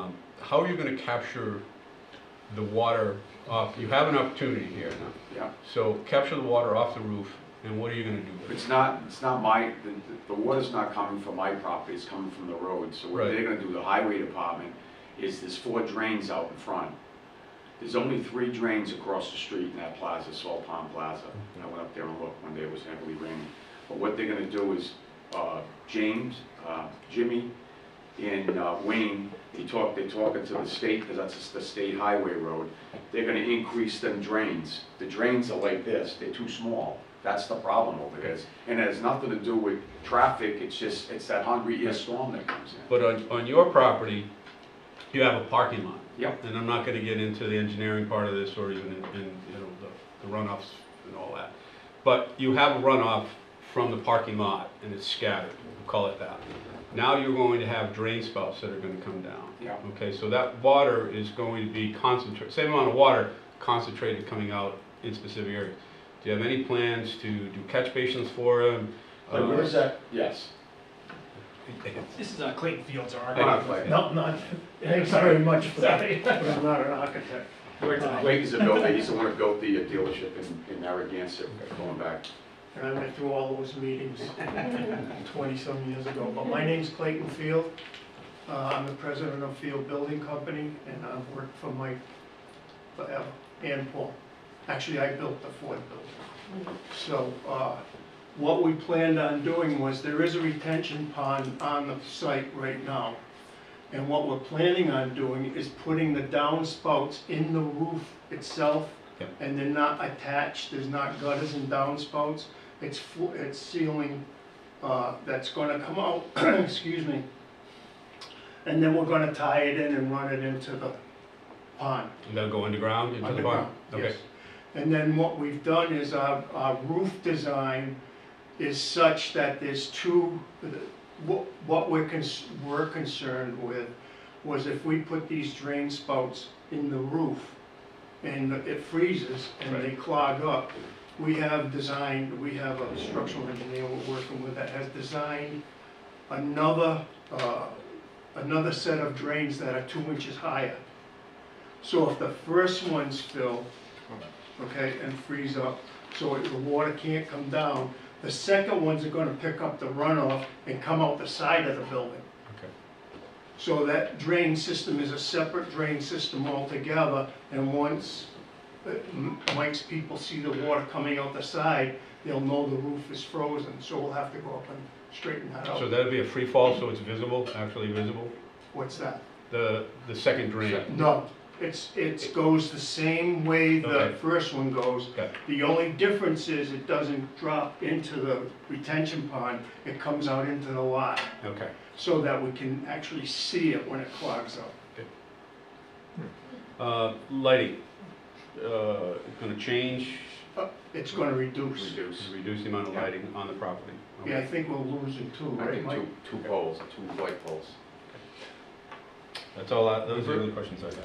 Yeah, no, I don't really have any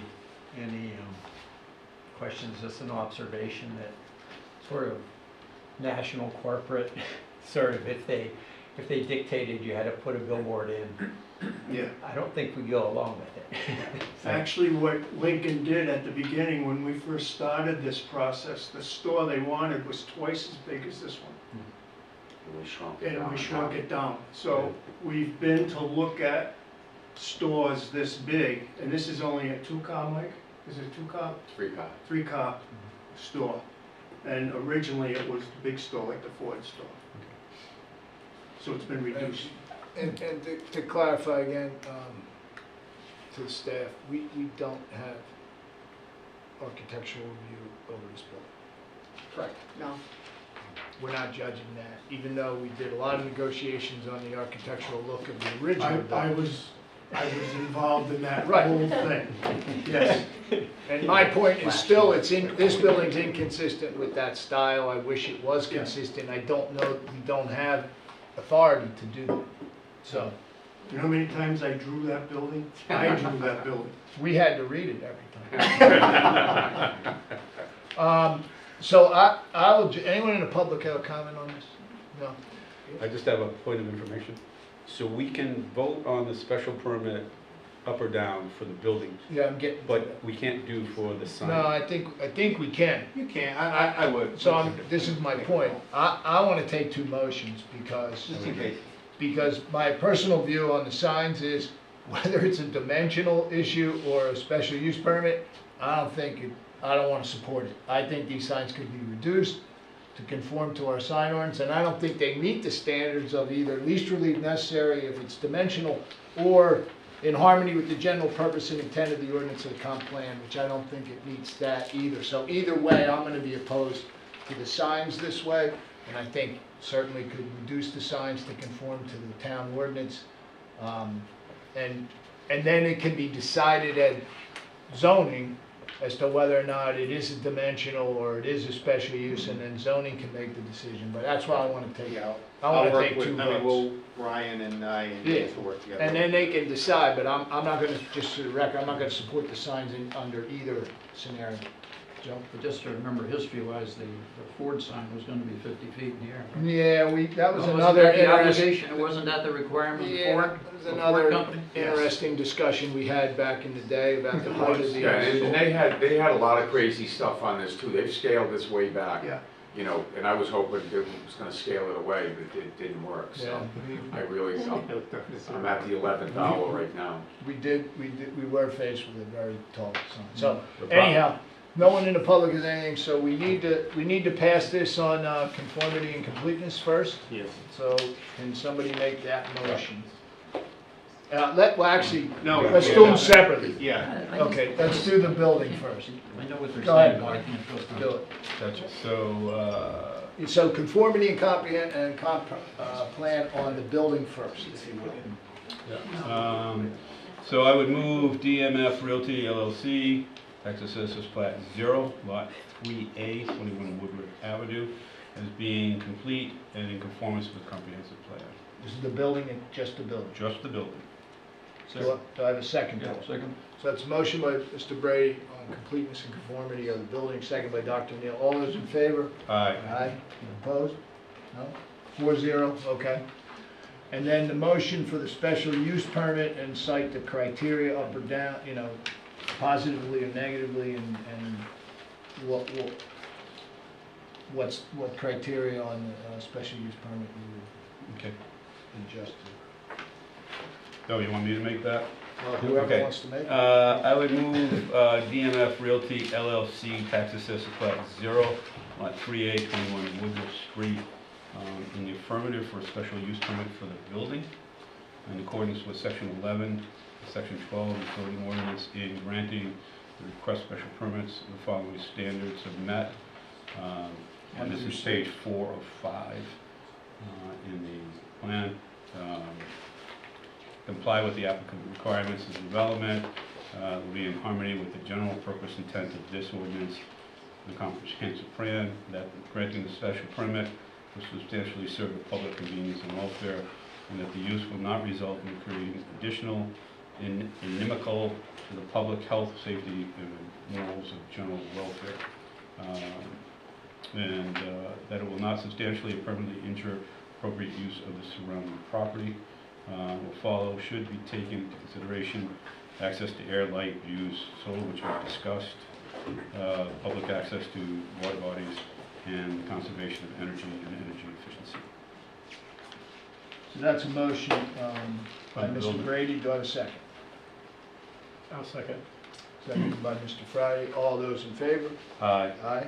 Opposed? Negative. So it passes 3-1. Thank you. And now, relative to the sign, should we just do it as a recommendation relative to the dimensions and the variance? Because we don't know if the, I'm gonna make a legal decision and go with the based on special use criteria. okay, Because it seems clear that it is, whether, All right. however, you can still judge it, again, if you think it's too big and it's not inimical to the. exactly. So it gets to the same point. Right, that was my point before. Whatever standards we use, Right. we got to cite. So we're gonna do it based off the special use criteria for the sign. So do we need to make a comp plan Not this, relative to the not sign? the signage, I don't believe, but that's up to you guys. Well, Do you do? Yeah, 'cause it's Yeah, special permit it's, or variance. yeah, I do think you do. No, I just, And you- I'm old. And So if you and I make an agreement. So if I sign this one form that's been prepared, that's relative, that's kind of set up for the whole thing. Well, you could handwrite something on it and sign that, you know, if you wanted to, or you could just, We could take another vote and I could come in and sign you it could come in separately. and All right. Heidi would print up two different copies. Do we need That to one authorize? says This sign. says signage. This says construct a dealership showroom with signage. Well, it's both. It's a showroom Okay. and sign. So then why don't we do the vote, but then you can come in tomorrow, we'll make sure that the two certificates of Have completeness two separate ones and sign are it. different language. Okay, correct. Do we need to Sign them vote? in. So we need to, Do we need to vote to give him authority to do that? Or No. his chair automatically has that? No, I think it's fine. All he's doing by They have signing no those authority. things, All he's doing by signing the certificate You're not home, you're here, Terry. is memorializing what you vote on. Yeah. Whether he does it right here now or tomorrow. I'd rather afternoon, have I two won't- does produced not that matter. I'll sign rather than scratch out something, because you won't read my writing anyhow, so, Right. so I need completeness and comprehensive plan on the sign. Can I have that?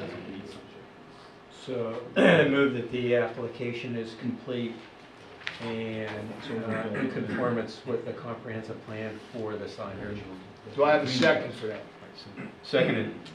So I have a motion by Mr. Friday, second by Mr. Brady. All those in favor? Aye. Aye. Aye. You, on the signage, the comp plan? You Complete. lie or no? This is on the comprehensive plan I was conformity distracted in with the terms of- sign. This is on the comprehensive plan conformance with the sign, just the signage. The motion was made that it does conform, it's been is seconded by complete. Mr. Brady. The signage conform? Just the signage and relative to the comp plan and completeness, because we've already voted on the building. I thought the signage was way over. This is on the conformance with the comp plan. Well, performance of company, yeah. So that we can be positive. Right, Okay. so aye. Aye. Right, aye, okay. 4-0 on that. And then the motion, which Mr. Marcella has indicated we should make relative to the special use permit. So again, we fall to the criteria, page 4 and 5. I need a motion positively or negatively relative to the signs to make a recommendation to the zoning board on that. So I guess this is gonna fall on me. So, I would move DMF Realty LLC, Tax Assessors Plot 0, Lot 3A, 21 Woodworth Street, Woodworth Avenue. You can tell it's been a long night. Special use permit in the negative, in accordance with Section 11, Section 12 zoning ordinance, and granting the requested special permit the following standards. It does not meet the use, will comply with all applicable requirements and development and performance standards of Section 4.7 of the zoning ordinance. All right. I would say site number 2, in Yeah, my no, opinion, number 2, but yeah, I'm looking the others it probably Yeah, I'm looking. submits, Yeah. So I'm trying to get. it probably conforms to. That doesn't comply with number 2, that the use will be in harmony with the general purpose intent of this ordinance and comprehensive plan of the town of Narragansett. That the granting of the special use permit will substantially serve the public convenience and welfare. I guess it would meet that. That the use will not result and create conditions inimical to the public safety, health, morals, and welfare. I don't think it's going to be fair to that. That will not substantially or permanently injure the appropriate use of surrounding properties. In addition, that the above following should be taken into consideration: access to air, light, views, and solar access, public access to water bodies, rivers, and streams, and conservation of energy and energy efficiency. So you're just citing number 2 is not conforming. Number 1 and number 2. Number 1 and number 2. Okay, do I have a second on that? Second. Second by Dr. O'Neill. All those in favor? Aye. Opposed? So that motion fails.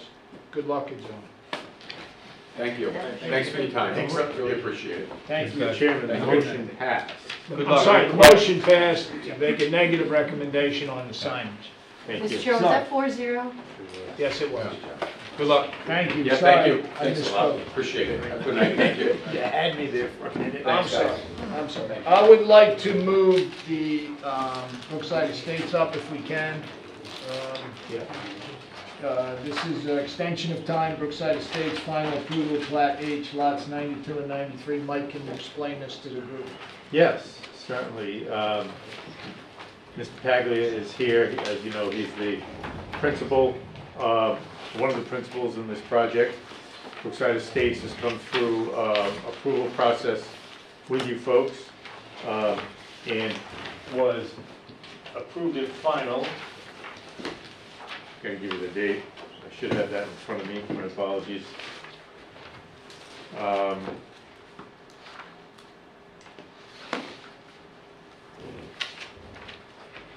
July 29th, last year, 2022.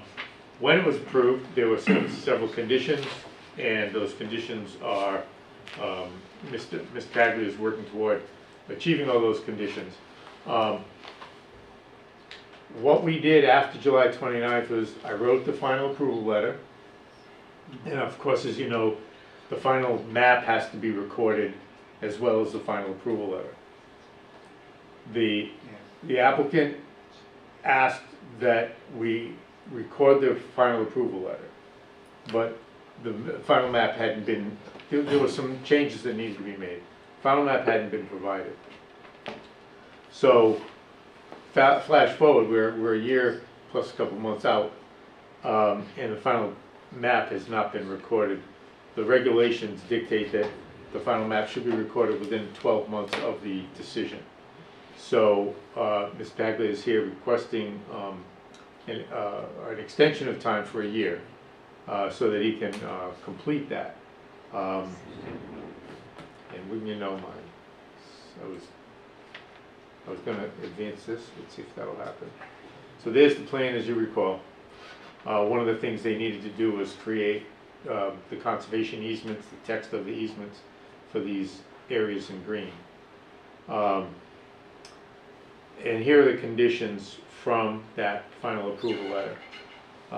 The ones highlighted in yellow are the ones that Mr. Paglia has been working on. At the time, we had not received the access and maintenance easement, which is item number 2. I have that now in hand.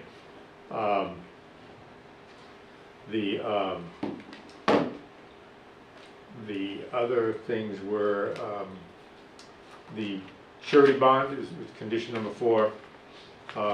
Proposed sewer ownership is number 10. Has to be transferred to the town, so we need to have an easement for the town to be able to access the private road to maintain the sewer whenever that is necessary. And I meant to highlight number 11 instead of 12, excuse me. So I'll turn it over to Mr. Paglia so he can tell you what's been going on and why we are where we are. I will also mention that the final maps, Mylar and copies are in my office now. So I've got the declaration of the covenants. I've got the bylaws of the association. I've got the deed, the easement for the town to be able to access Brookside Road to be able to maintain the sewers. We do not have the surety as yet, but I do have the maps.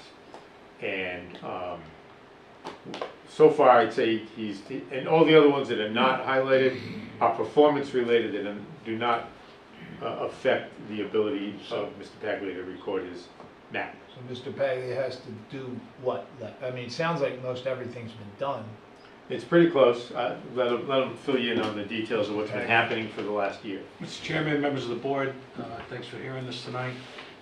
It's been, I guess, a little longer than I thought, but the main thing is securing the bond, which is in the process now. We did, number 4, the one thing that I did, as I got some bids in for the road and trying to secure a road guy to do the road, the bids came in much lower than the engineer estimated that it would be, probably because of time and inflation and everything else. So I wanted to get that redone per the town's permission. I resubmitted a new proposal and got that lowered to about 550. So 555. Yeah. And, so and you folks voted on that and approved that several months ago. I don't have the date in front of me. There was some things with getting the Mylar done that we waited on. The big thing is probably the bond and just trying to get that secured, and that is waiting on one more document that Mr. Lenihan is going to turn in this week, which will satisfy the bonding company, and that should be it. I don't really know where the time went, maybe because I'm working too much. But with this year's extension, you would have no problem meeting Correct. that. You'd be all set. Correct. We won't be back here a year from now, right? And We better. Doesn't, it doesn't sound like there's a whole lot. So go, Mike, is there any reason not to accept the extension? No, I don't believe there's any reason not to extend it. And I apologize for not having a written staff report for you. As you know, we've all been very busy with other I things. think we understand. No, well, and so, yeah, I thought this would be fairly easily handled just verbally with Joe, explaining his situation. And me, I've got the file right here in front of me of all the documents that I just mentioned. We didn't have in July a year Okay. ago, but now we have. So, giving another year to wrap up the documentation part, and certainly securing the bond is, I think, easily justifiable. We'd hope it's all done by then, so do you. Son of mine. Anyone make up, so what kind of motion do we need? It's just a motion to extend the period of time for recording for 1 year. And who do we direct to do that, you? No, it's not a direction, it's just, it would go on record as an amendment.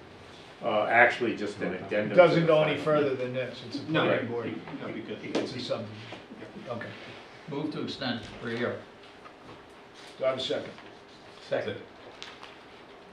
Second by Mr. Friday, motion by Dr. O'Neill, all those in favor? Aye. Aye. Good luck. Thank you. I recognize you now.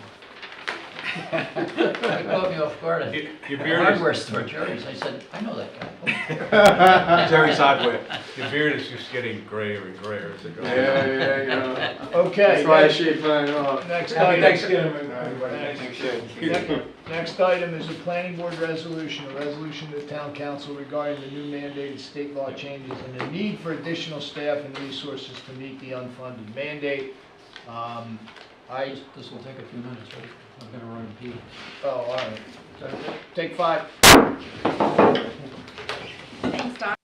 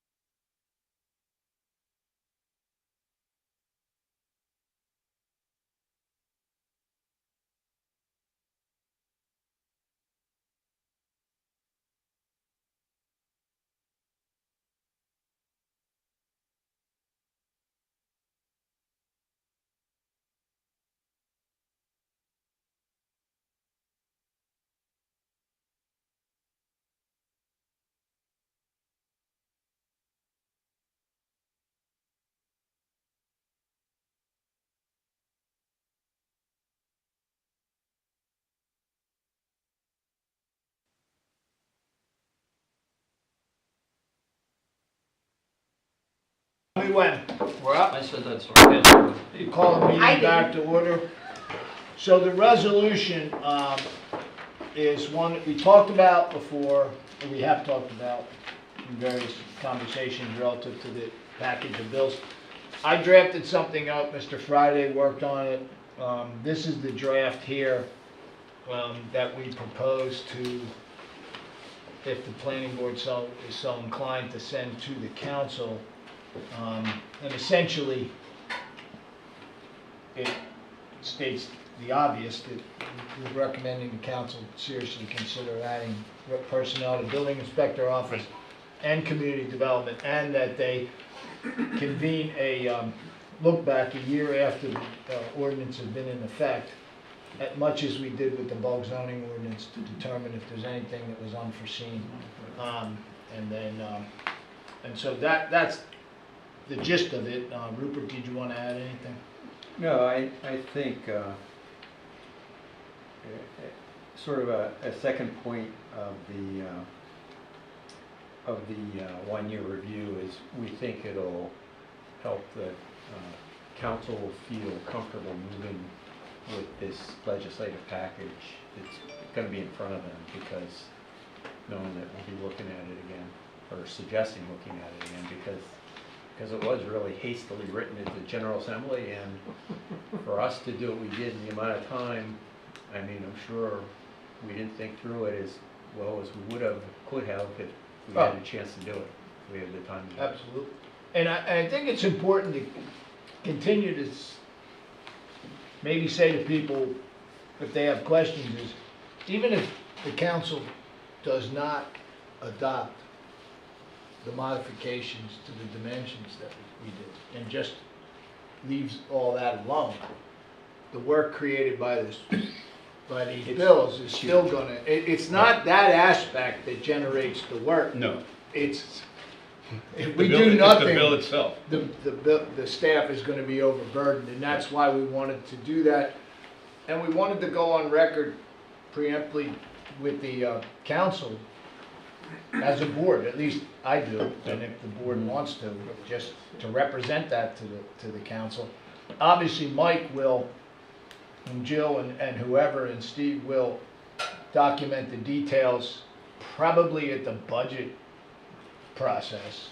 Yeah. When you try to justify to get into the excruciating details now is just gonna, I think, lose the audience. We're just trying to send the message out that this needs to be done, and it'll be done either with or without the support of town manager and the staff as to whether or not they want to add personnel.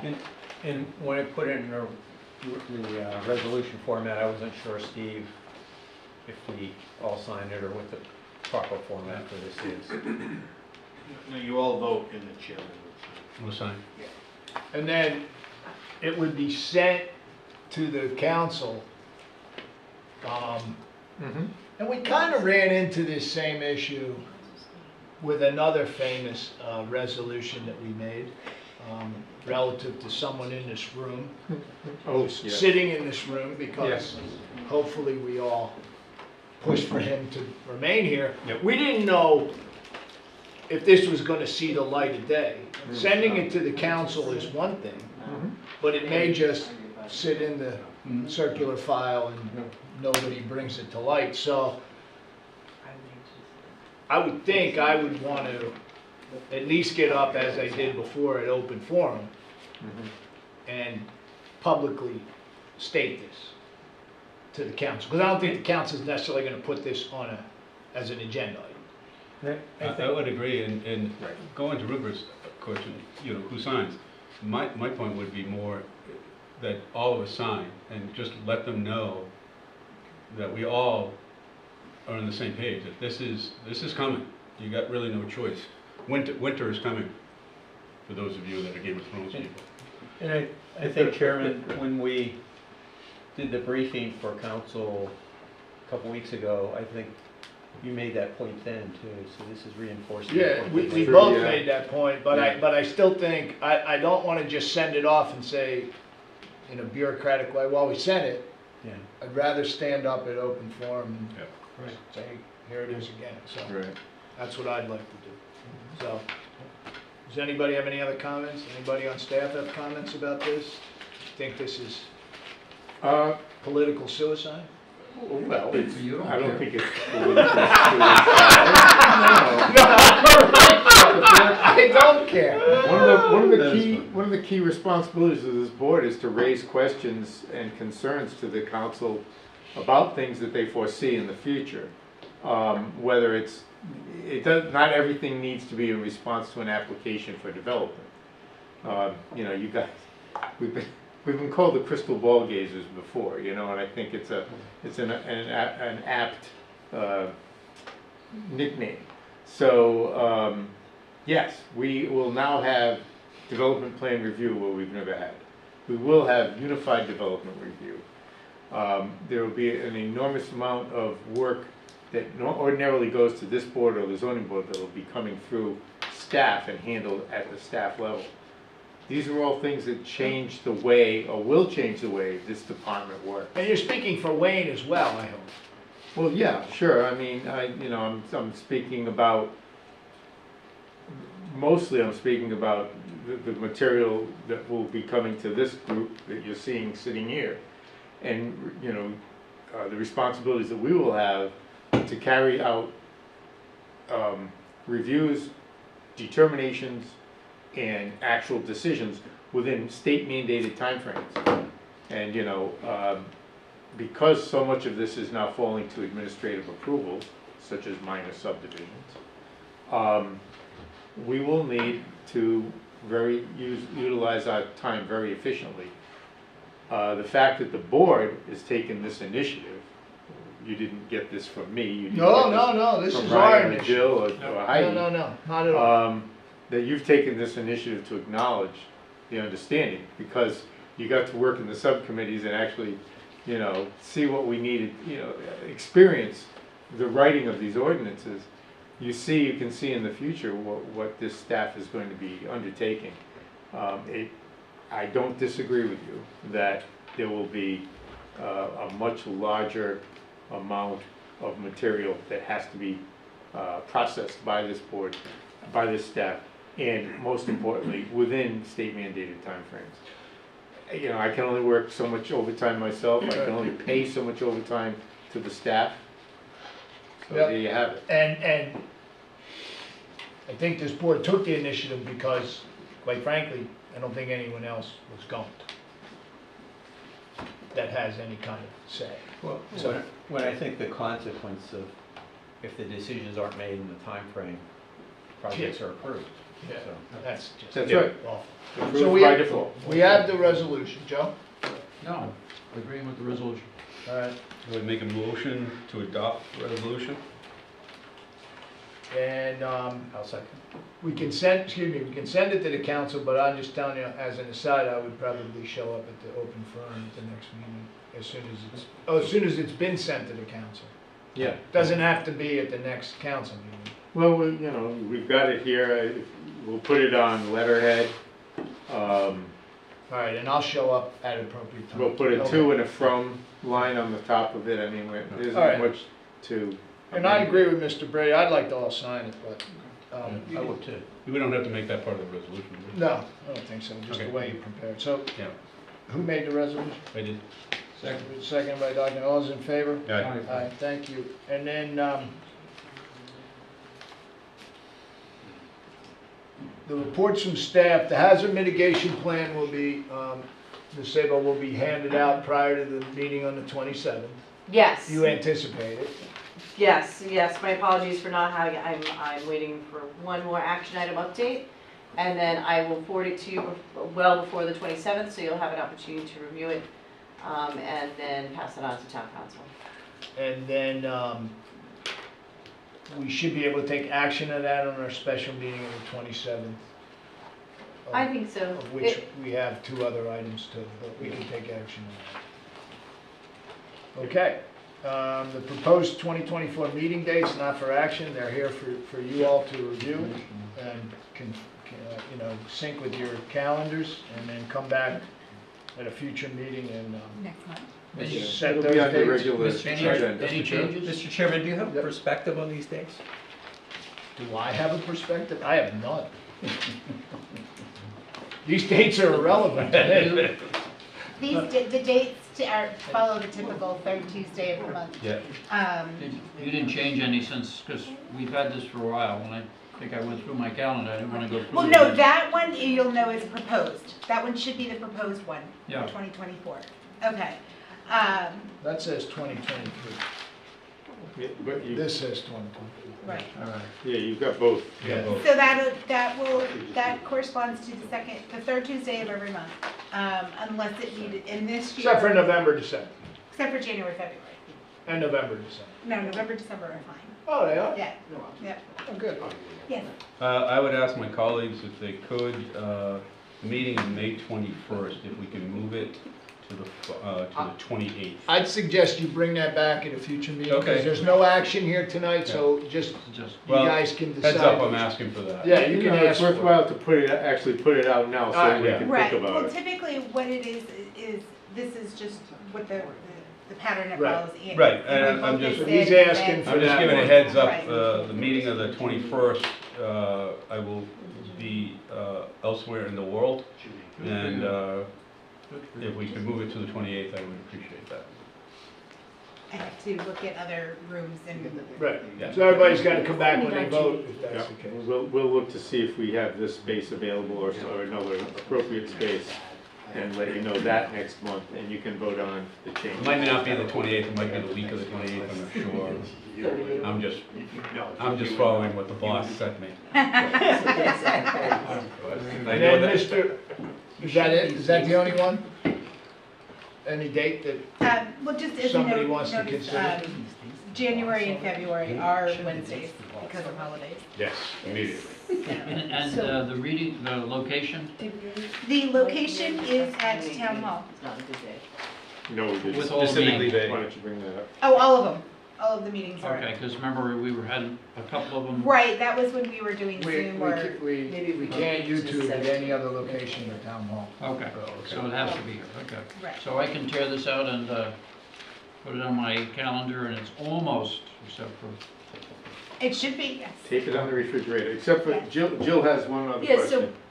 so I would say we probably don't want to meet on June 18th. The 19th is a holiday. Oh, that's true. So that month, that week, the 17th, because the 18th isn't a holiday, or the 20th would be, Heidi, would the 20th be zoning?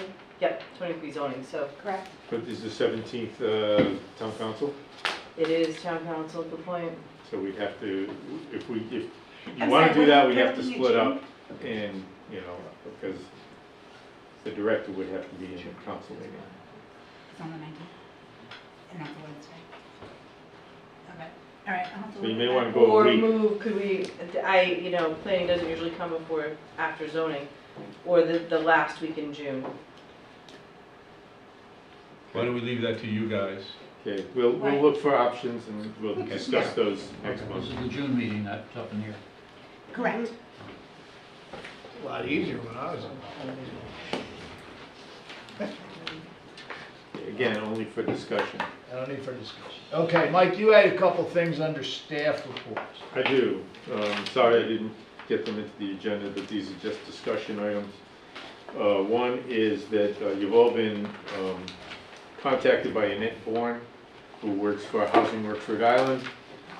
They have been hired by the town to do an education and engagement program to ultimately try to break down barriers of concern about affordable housing, trying to bring to the public a better appreciation and understanding of what affordable housing means, how important it is to our town, how critical it is that we take positive action when we can.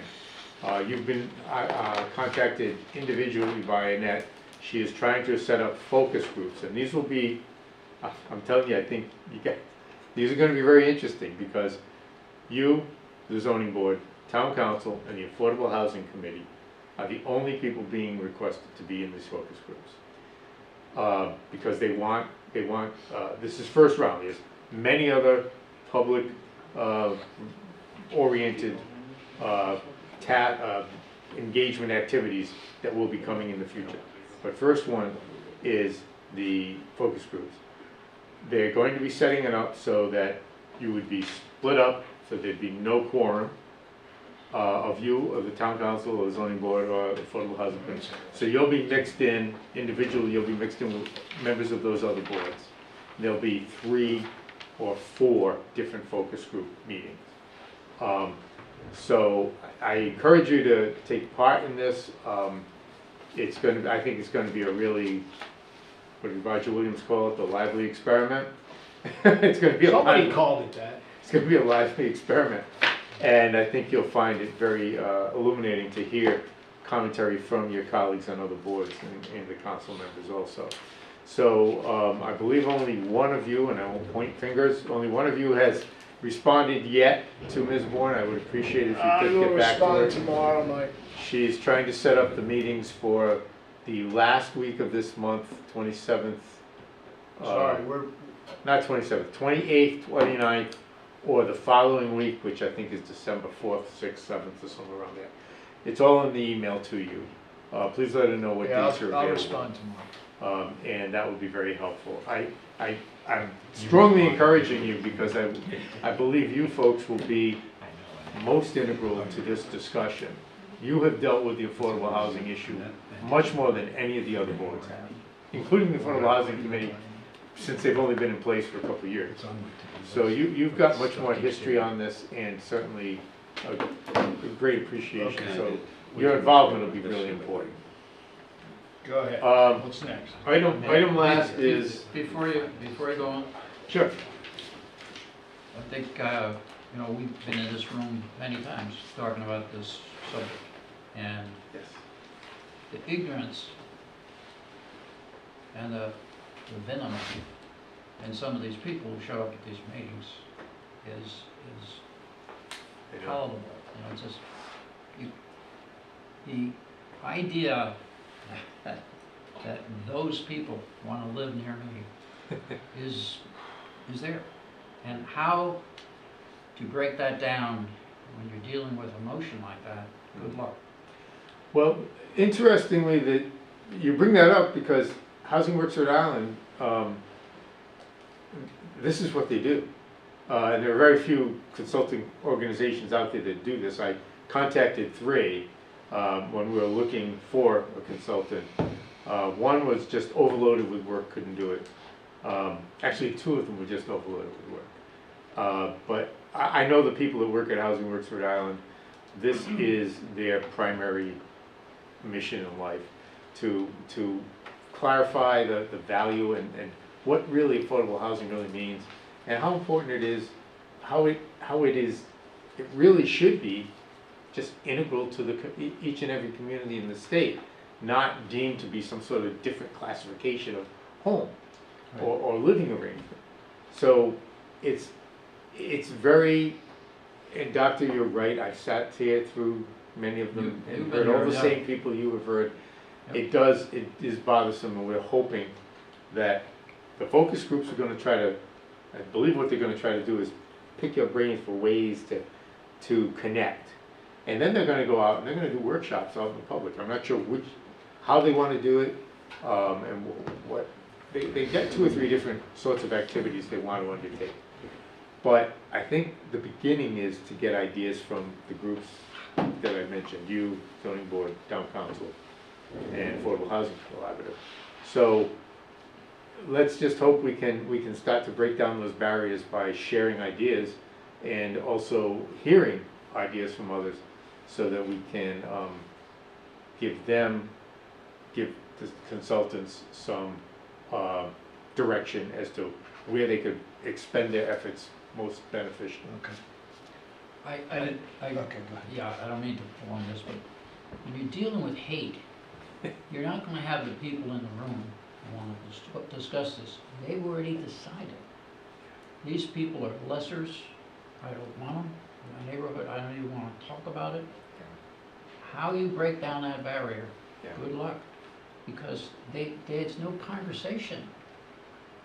if you bring up the words, so the barrier goes up. So how this ever got started as, the terminology, I think, should be changed. I may have told you, my son-in-law is an architect down in New York, and he does some work. Oh, yeah, They yeah, changed we've had the that words, they conversation. don't use affordable housing anymore Workforce because of housing. this. They What's call the it word they use? Workforce housing. Workforce housing, yeah. Yeah, yeah, and that may Just be alone. part of it. Yeah.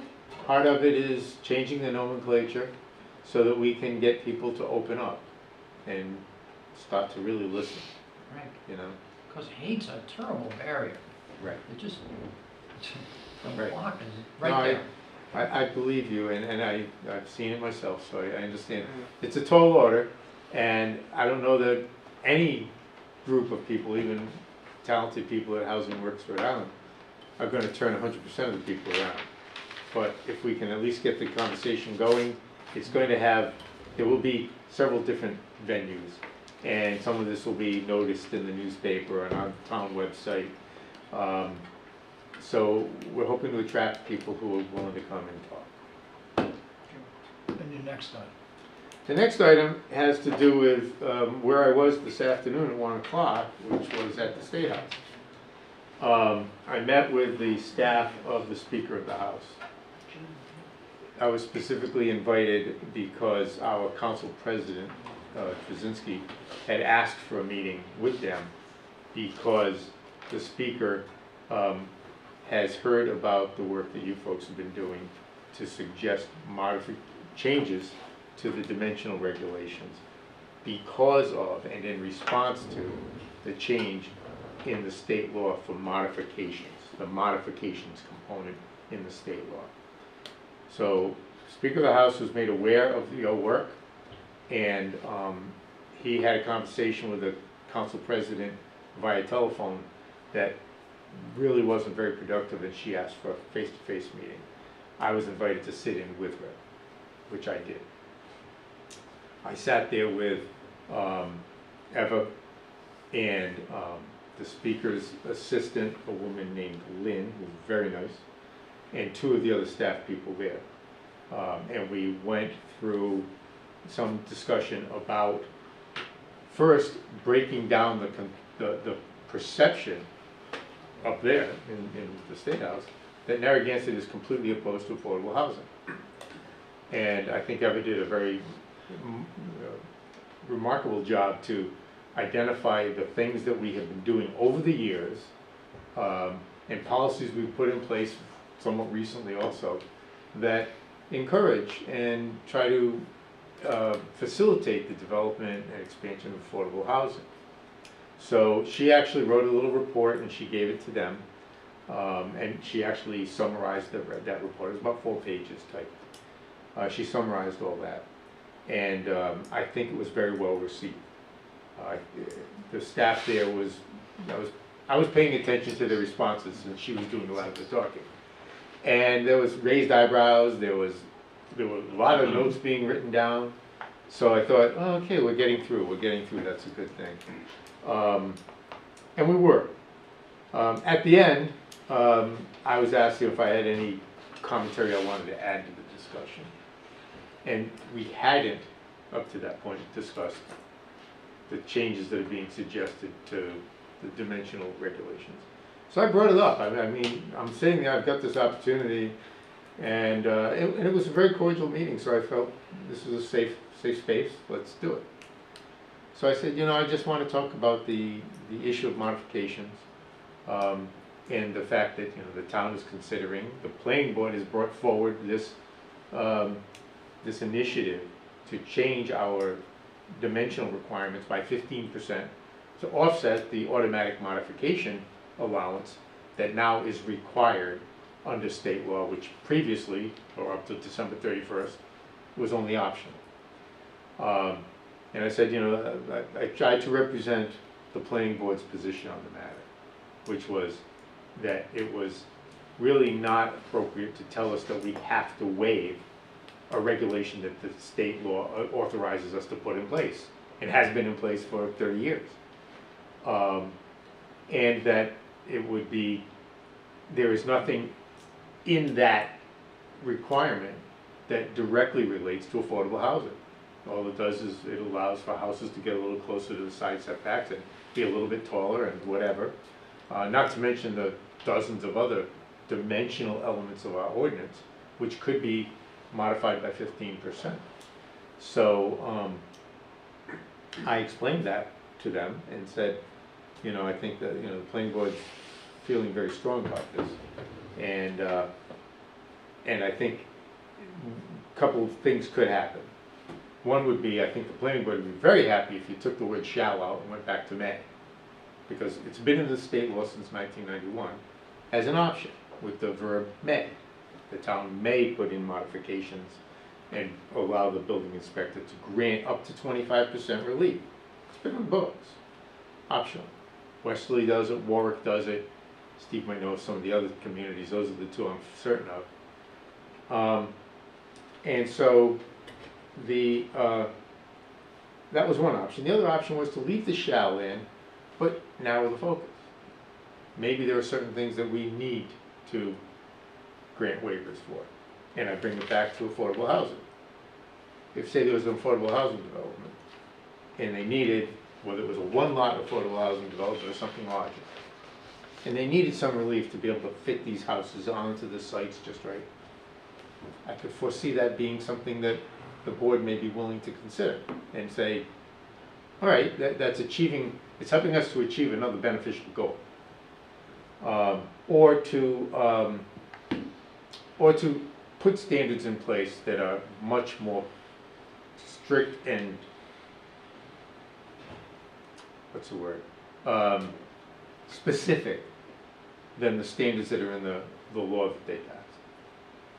So we had a little discussion back and forth on that. In the end, no decisions made, but they have asked that we continue that communication, which says maybe the speaker would be open to some changes to that law. I don't know how that's going to work out, but you know, they wanted us to keep an open line of communication, so that was very helpful, and that was how we ended the meeting. Just so you know. Nice. Okay. If you represented the builders, they would have paid more attention. Or it was a different community than Narragansett. Well, that's another issue. A motion to adjourn? Make a motion. Move to adjourn. Seconded, non-debatable, my favorite part of Robert's rules. All those in favor? Aye. Thank